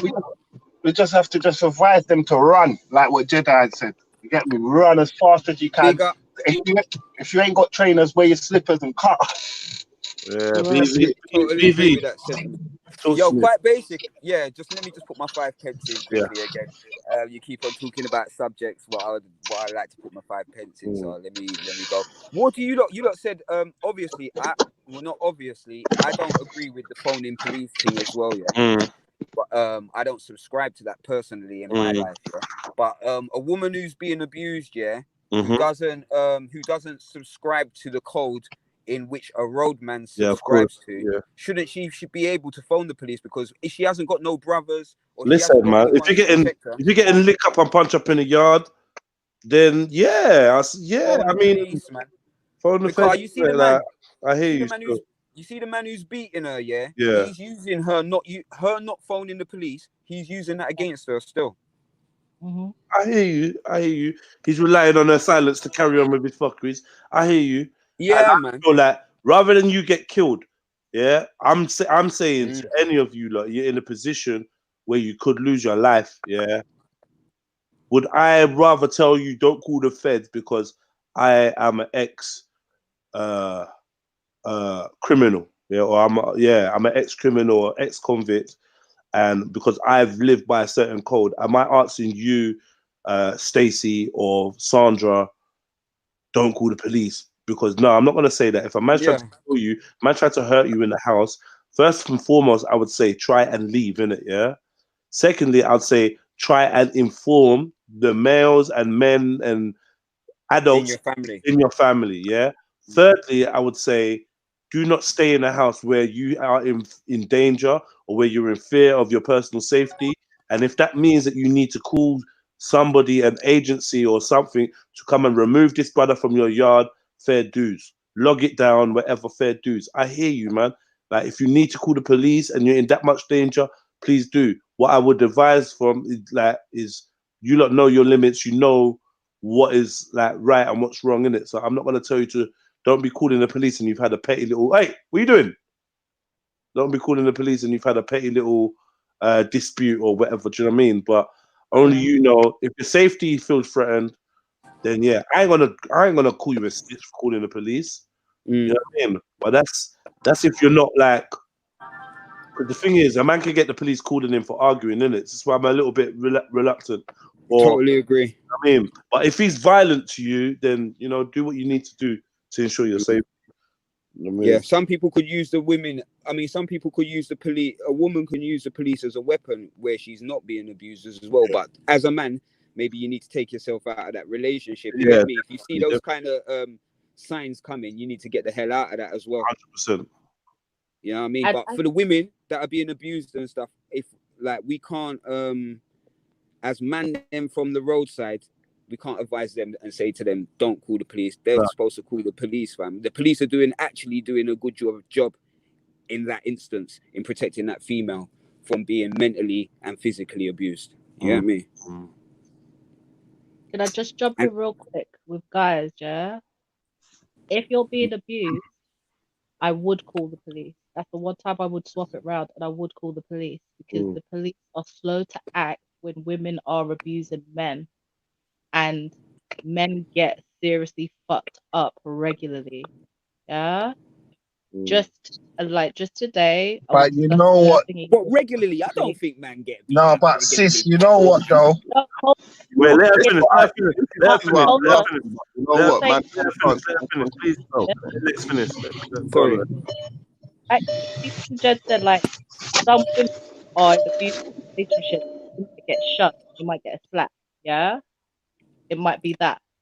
For a lot of men, when they're abused, it's more than that because women feel like, because we're conditioned to believe that we're the weaker sex, women are rougher from the get-go. It's not, does that make sense? Yeah? So when I see the men get seriously fucked up, I mean like they lose an eye before the police do some shit. They can report it to the police. Yeah, true. They don't take it seriously until that woman seriously harms him. Yeah. Whereas if a woman calls the police on her partner, he could shout at her too hard and barge past her with his shoulder. They'll come to the house. And man have to get in. Yeah, that's big fix. What is for men in those instances, my apologies, when they have logged it with the police are slower to act. Yeah. If you don't feel can tell your man them, you're not in a position to tell your man them yet, you don't really talk to them, just log it. You need to log it for them to take that shit serious. Yeah. There's a guy was in the paper, his girlfriend, they've been going back and forth. The police have been called because she pulled out a knife on him and tried to go after him. Yeah, they never did shit. The next time they got into it, she whipped him with her belt so hard, she took her eye out. Oh shit. Yeah, he has a prosthetic eye now. Then they did something. You see what I'm saying? So the guys don't want to tell your man them, at least log it, make a note of it. If you don't want to call 999, then you call 101 and you log it. But sis, it's I think it's a little bit different for the man them, you know, because you know how hard it was for us to get out of my brethren that he was getting the beating. It is super tough. That's for you lot. That's for you lot because it's tough. That's say it. If it's super tough for you to talk to your man them, yeah, I get it. But you got to tell somebody, innit? Just call up the 101 and you have them log it. If you don't want the police to come to the house and be out here making a full-on scene, fine. But if it's so serious that she is marking you, she's putting hands on you, you're somebody's child too. Your eye will fall out the same way her eye will fall out if you box somebody hard enough in there. Do you see what I'm saying? Like, so the time she tries to just grab her hand and are you again? Man. I've never hit a woman, trust me, and I've had knives out on man, everything. It's hard work though, you know. Lucky, more time man. You want to strangle and that, and it's but you can't. Exactly. Stone Cold Stunner, Tombstone, all of them in one. That's repetitive. You're somebody's child too, isn't it? You're telling me your life won't feel threatened if somebody's out of nowhere pulling out a knife on you for any. If it's at the stage where it's repeatedly happening, you log it. Even if you don't want to tell the man them or whatever, you log it. So God forbid something does happen, they can go and find that bitch. Yeah. You know what it is though, Lex? I feel like male pride kind of defeats that objective. You don't have to tell nobody you know. 101 don't know you. 101 don't know that. When you phone the operator and you tell her that, oh yeah, my missus has been beating me up, and then you hear her slightly giggle like it's peak. And not only that, it's like, over that shit. This is what I'm saying to you, lot. Because the police have been act on male abuse victims, they've gotten fucked up. They have gotten called to task over that. This is what I'm saying. So they have to log it now. So they understand, man. Them out here. It's not about that. I understand logging it. What I'm more mean is like so in regards to like domestic violence, and there's like, let's just say the female's being attacked, she phones the police and the police come. Obviously there's a required objective of separation. Move this male out, get this male away. Do you understand what I'm saying? Like even nowadays, I feel there's some sort of regulation where if they are called domestic violence, they have to split up the couple. So someone's getting nicked basically, and usually it's the man who will just give himself up and say I'm going. But anyways, you see, in like if it was to happen to a man, it's like, I don't know, like, because you're not really phoning 999 because you're getting attacked there and then. You're phoning 101 to just log it down. It's like, so this is what I'm saying for you. If you're at the stage where, because dudes as well, they don't leave the first time it happens. They don't leave the first time she jumps on them, scratches their eyes out, and is actually a wild fucking heathen. They don't. They think it's a one-off. She apologizes. They don't leave. And we're out here thinking it was a one-off. Then it happens again. Then it's again. And now you're literally out here. You're an abused partner. Same way women are. Yeah. To hide. For dudes, you lot can hide black eyes and things like that better, but it still gets to a point where it's mentally and emotionally draining. And you're walking around on eggshells. Like this is, if you listen to dudes describe it, when they finally come out, it's exactly the fucking same. But on top of it, they don't know how to tell the people that know them, because the people that know them as a man who can do for themselves, who's not a pussy or who's not. What I mean is, like, what is the required goal in logging the information of the attacks? You get what I'm saying? Because if you're never gonna phone the police when it's happening, guys tend to guys tend to not call the police until it's that fucking time. It's really, really bad. Yeah. Then somebody has called the police. Sometimes it's not even them, it's a neighbor, blah blah blah, and they have to tell it all because they're fucked up and they're going to fucking jump on them and drag them in, and they have to tell it all. That's how it came out. The only one thingy I know of, that's how it came out. He wouldn't have said shit if he wasn't going to get arrested. Does that make sense? And you look at the two of them, examined them, he had the injuries. He's been had injuries. Yeah. She would have got much worse charge. She would have gotten a fucking sentence if he had logged that shit. And then they came, and then when she finally fucked him up, they came out and done it, because they would have had evidence and a record of it. Yeah. Let me show you why it's a bit more difficult now, because if there's no children involved, then fair dues. But imagine this is the mother of the children. Do you know what I'm saying? All I know is I'm gonna wake up in the middle of the night and think I hear intruders in the bathroom. You know how that goes. You know how that goes, man. Yeah. If it worked for Tink Tink, it's gonna work for me, man. Yeah, little Tink. It gets to a situation where you're afraid for your life too, or some shit happens. Like fucking, I'll kill you. Exactly. I will kill you. Like, or I will leave, innit? I will obviously leave. But you ain't killing me. Like male, female, like you're not gonna kill me for what this love thing. Exactly. Like, no, it's like come on. And no matter how much you love her, guys, you don't want to call the police. At least fucking tell somebody, log it. so that if, God forbid, something real does happen, she takes the night, she gets the full force of the fucking law to prosecute her as well. Because people love to treat women like they're not out here destroying lives certain times. I'm saying, And if they you're are. phoning the police to log it, like, you might as well just phone the police to just phone the police, because logging it, what I'm trying to say is, like, logging it's kind of obsolete, because if you're just phoning to log it and there's no action So after that, who's saying that? Who's saying that? What's your name, bro? Nay. Nay. Let me tell you something, yeah, Nay, from personal experience. If a woman's hitting you, it ain't no spontaneous thing, yeah. She's planned it.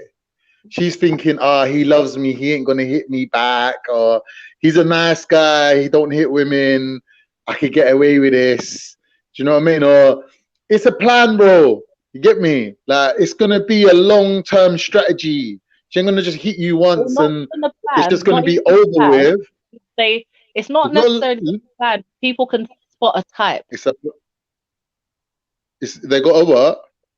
It's not. To be honest, let me finish my point. My point was basically, like, if you're logging things and you're not actually looking to take action, then it's obsolete, because the next, like, you might not be around to log the next incident because she killed you. No, this is what I'm saying. This is what I'm saying, yeah. There are certain dudes who like women, they don't want to call the police on their fucking gal. They don't want to, yeah, because they don't want to, yeah. But you have to think about telling somebody what's fucking happening to you, because you have family too. You have people around you. God forbid something happens and you lot get into a back and forth, he said, she said, yeah. And she fucking turns around and tries to lie on you. Yeah. What if she tries to lie on you because you defended yourself? Yeah. And somebody called the goddamn police. You need to have somebody has to know what she's been doing. So if it goes fully to the left, you're covered.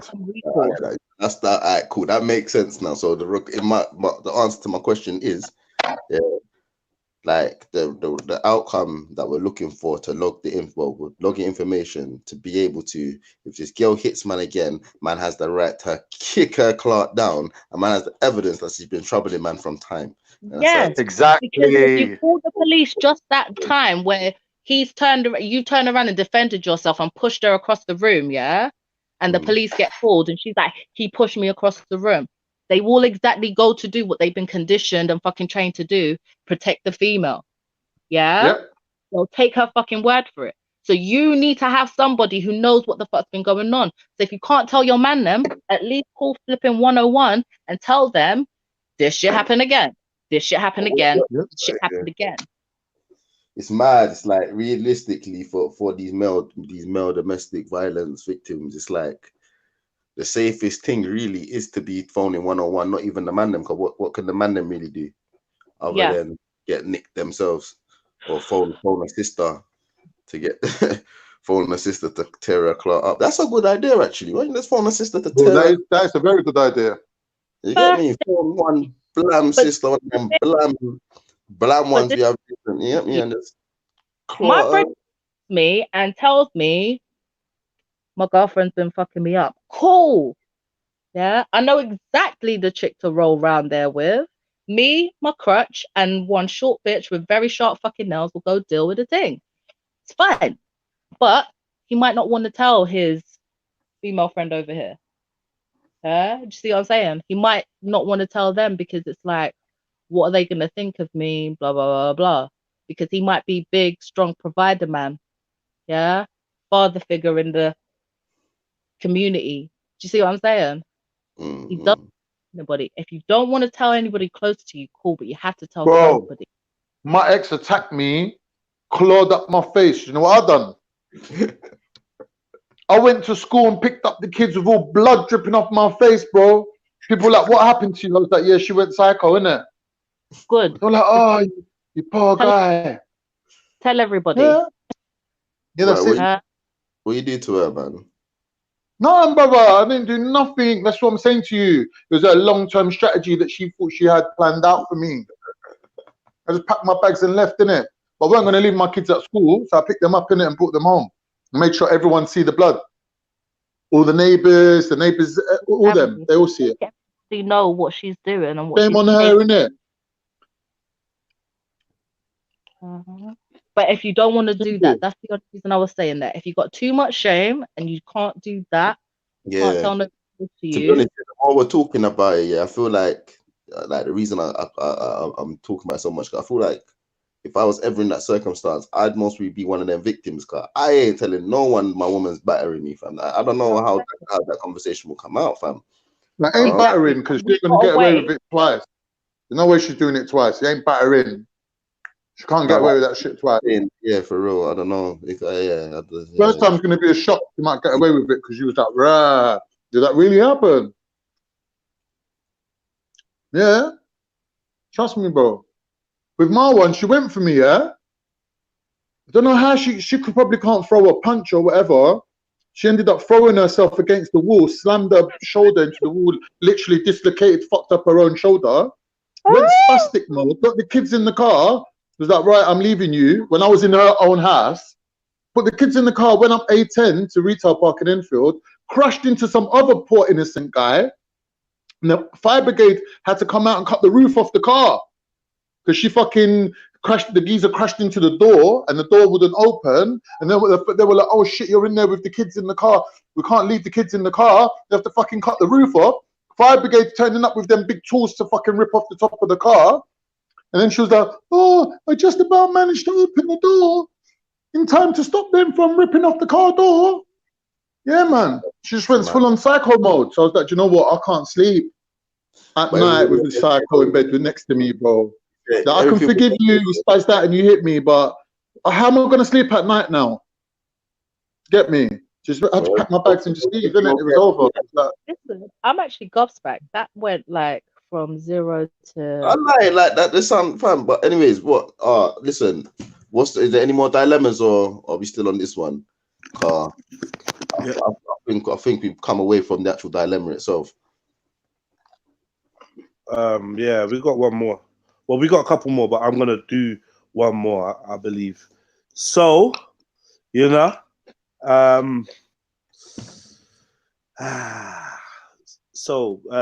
just the advice was leaving, right? Yeah, man. Yeah, pretty much. Yeah, that shit ain't healthy, man. Breaking arms and shit. Safe. Like the film title, Get Out. That's how it is, bro. Get out. Get your shit and get the fuck out. Yeah, mad. I mean, try new things. You spent 17 years, you know, like doing something so you know you can stay committed to things. Try new things instead of the same old things. Try new things. Yeah. See what other good habits you can stick to. Yeah. Mad. All right. Yeah. Wait, yeah, I'm just trying to load up this next one. I don't think it's too long, actually. Okay, here we go. Dear Extremely Balanced Advice Show. Sex is a chore. I'm never in the mood. Why is it moving like that? Sorry, 1 second. I'm never in the mood. I can't let myself go, so I rarely orgasm. When I go to bed, I'm so tired, I just want to sleep. I am 30. My husband's 29. We have been married for 2 years. We have 2 great kids, aged 6 and 4, who are always on the go. Just scroll down. I work long shifts in a busy job, and even if we have sex at the weekend, I find myself thinking of everything I need to get done. My husband is very understanding, but during sex, I can't let myself go, so I rarely orgasm. Any advice, please? That was short and simple. Wow. I think Lex, not drawing you out for no particular reason like that. It's kind of weird. I was gonna say, they say fitness. I'm sure fitness in some way helps with like people's sex life. I'm not sure. I'm not a physical trainer, but I've heard. Maybe you can. Do you know what it does? Just because anything that improves your blood flow means that you'll get more blood flow to your sexual organs. Yeah. So they'll be healthier and readier to go. But like, at this point, she's tired with her because of her lifestyle and stuff. Like the kids are a lot. There's 2 of them. They're always on the go.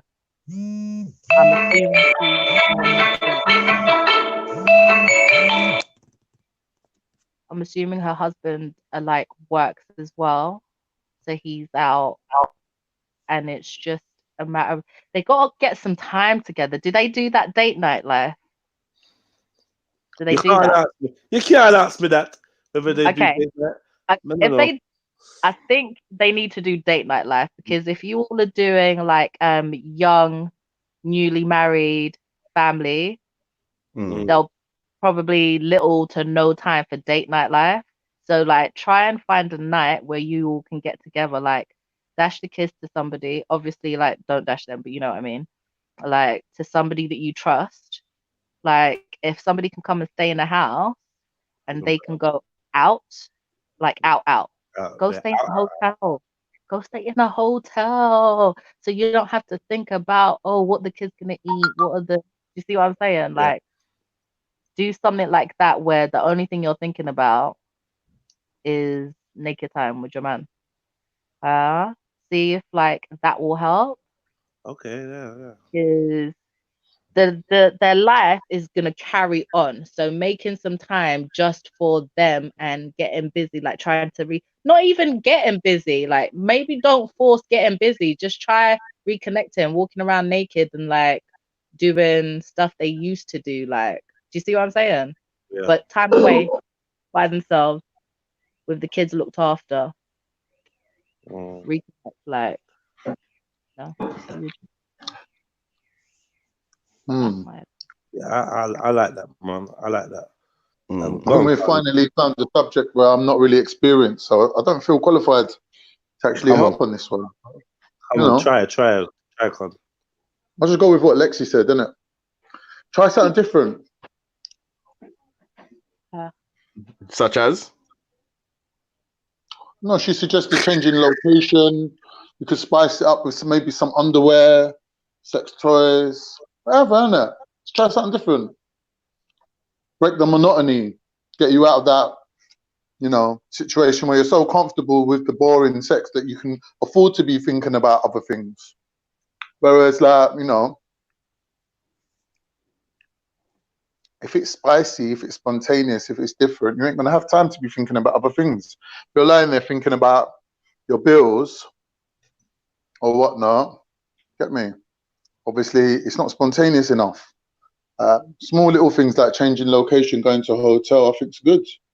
Really good advice. It's cheap, it's effective. They got the nice walk-in shower. Use that. Good advice.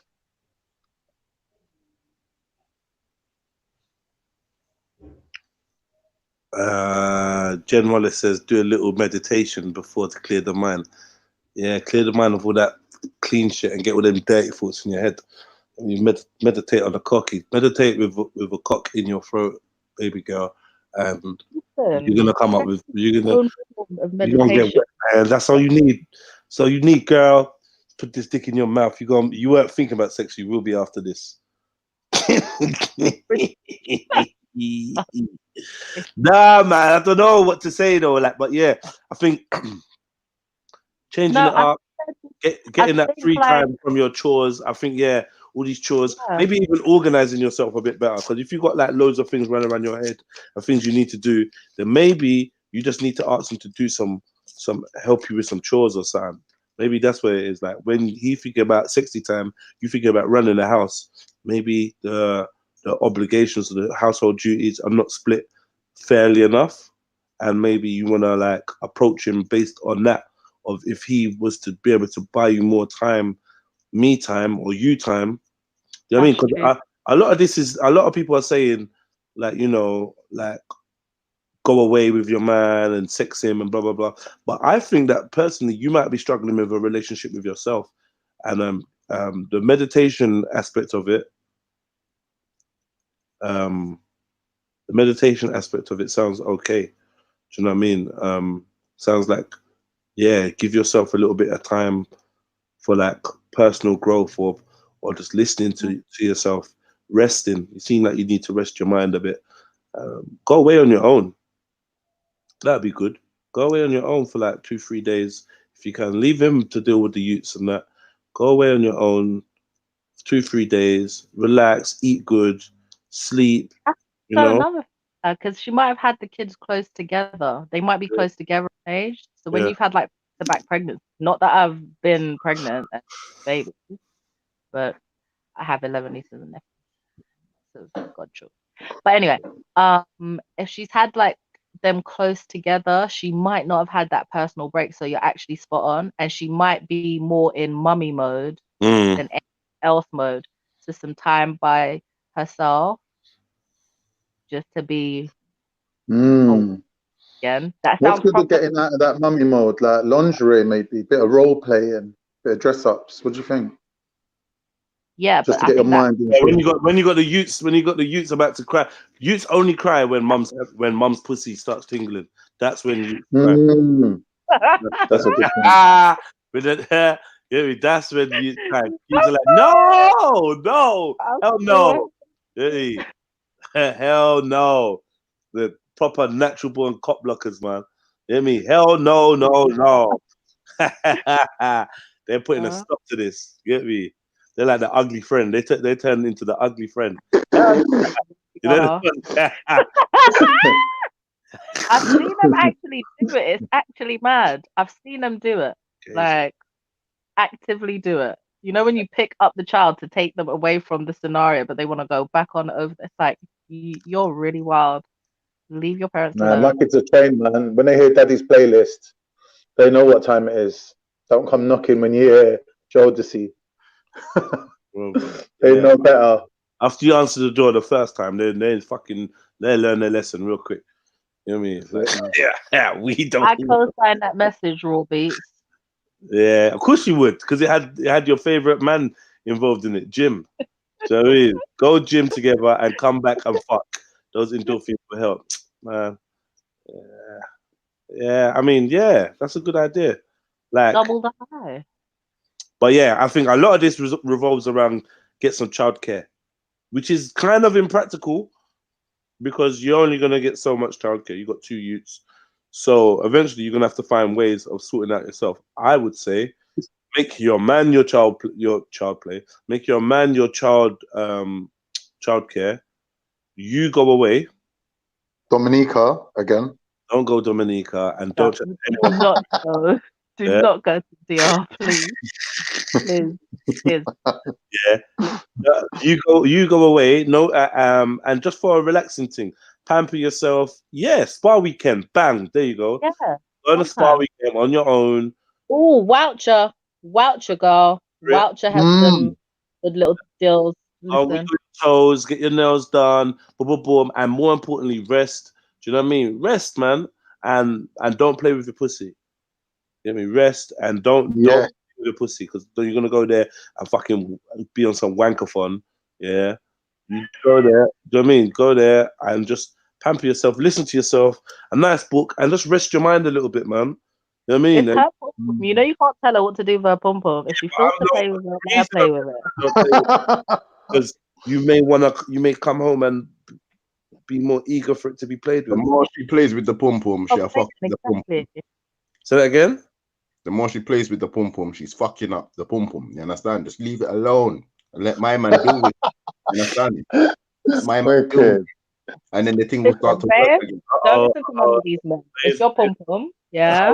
Do you feel, because this is what you need to understand, yeah? Women's vaginas aren't like men's dicks. Okay? That's right. Work in the same dynamic, yeah? So she can go off. She feels to reconnect. See?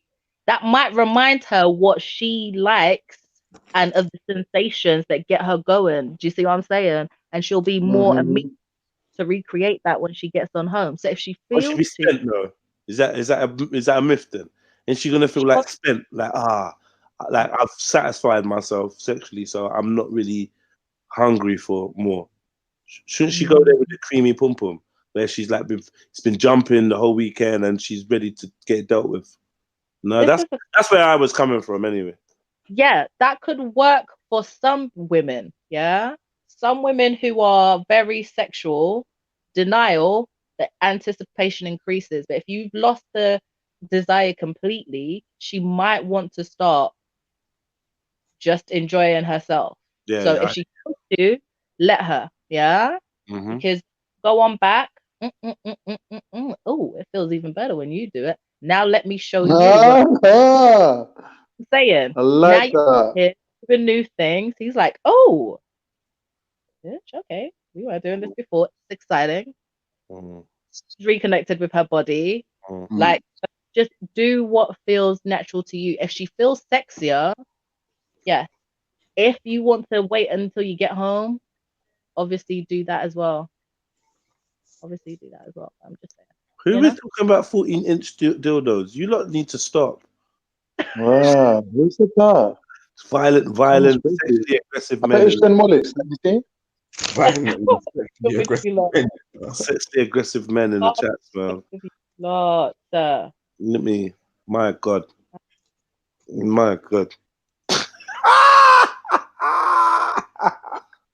Oh, Lord God. Mad thing. Sexual deviants, isn't it? These sexual deviants in the chat, man. Fucking disgusting. Yeah. What kind of sex they're having on drugs? What's that? Yeah, they're doing MDMA in the chats. They're just doing mad things out there, but I don't know what's going on. I'm not passing on none of that. If you can read the chats, I advise you to read the chats. They can't pass it on. They'll arrest me. They'll arrest me. But I can confirm, but yeah, they'll arrest me still. My girl like X more than me. Nothing turn me on more often. She begging for it when I'm not in the mood. My girl like sex more than me. Nothing turn me more off than she begging for it when I'm not in the mood. Right, is that a weird kind of guy? Like, that's weird. Someone just said fuck Carnito though, just like literally boldly with their chest. So they said it with chest. Yeah. Whereas it's probably one of Afghan's troll accounts, bro. Nah, it's not. Don't know who ran away just then. Who ran away? Who was in the chats and just left? Someone that didn't speak. But yeah. What can I say? Yeah, man, that's it. Hit the like button, family. I've not asked you to do that all day. You know, I feel like I've not even asked you once. Please hit that like button. I don't know what the likes are up like.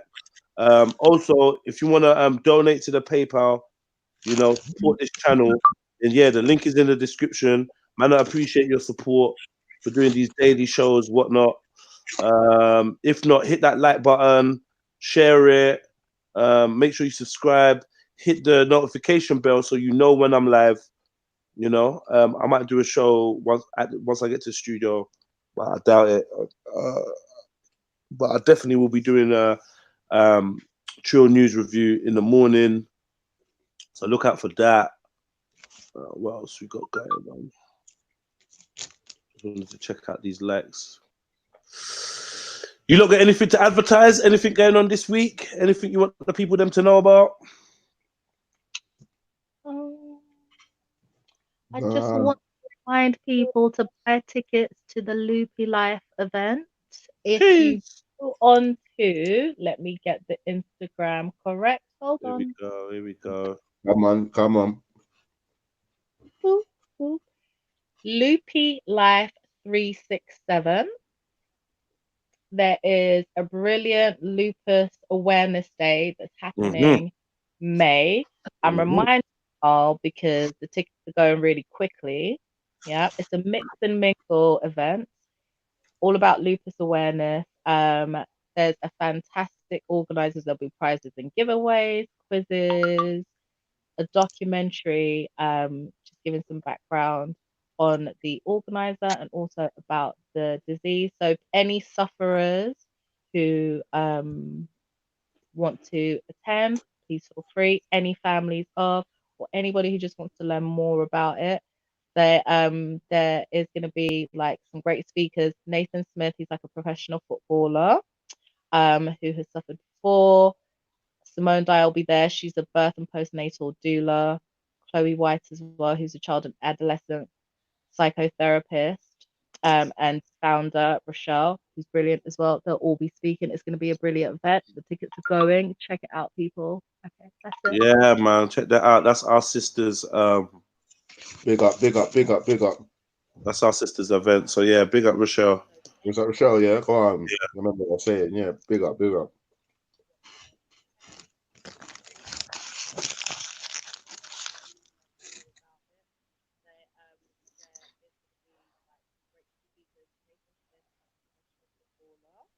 Hello. Oh, my bad. I literally thought you were still talking. I was like, huh? You said this before. But yeah, my bad. Yeah, hit that like button, family. Let's see if we can get up to 80 likes, you know. Yeah, man, that was a good show today. Nice and relaxed.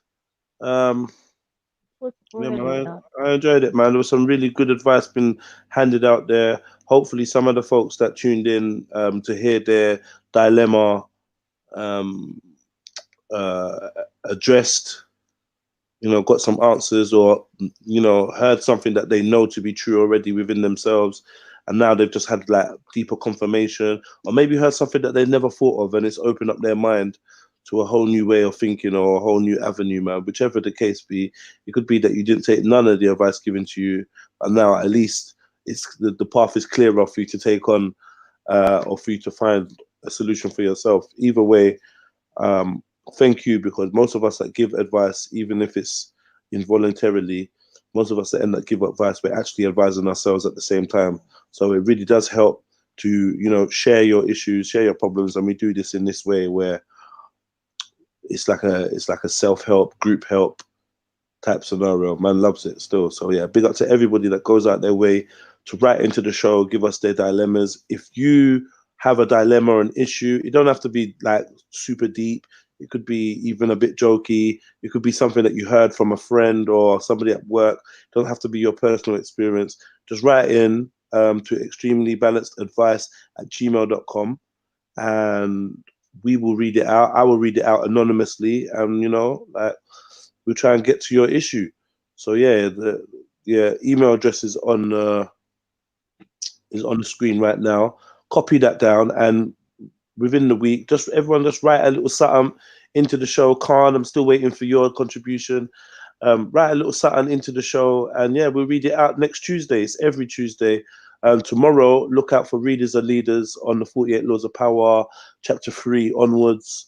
Look out for the Trill News Review, and yeah, man, probably be some gaming later on this evening or something like that. But until then, I gotta go. I got to go. Please, please, please. Love. Drop a little something in the PayPal as well. See the link there in the description and in the chats. Drop something in that PayPal. Or if you've got Cash App, hit me up. # Trill Support. Yeah. Lex, what you gonna say? Thank you for inviting me on today. Nah, thank you, man. Thank you. We appreciate that, man. We appreciate that. So much good advice and good help. Yeah, Lex Skywalker, big up yourself. Don't be a stranger. We're gone, man. Well, I'm going to make my happy hormones now with my favorite man. Jeez. Big up man like Jim, yeah? Big up man like Jim, making people happy up and down the road. And big up Jemima as well. You know what I mean? Making the man them happy. Yeah. All right, cool, man. We're gone.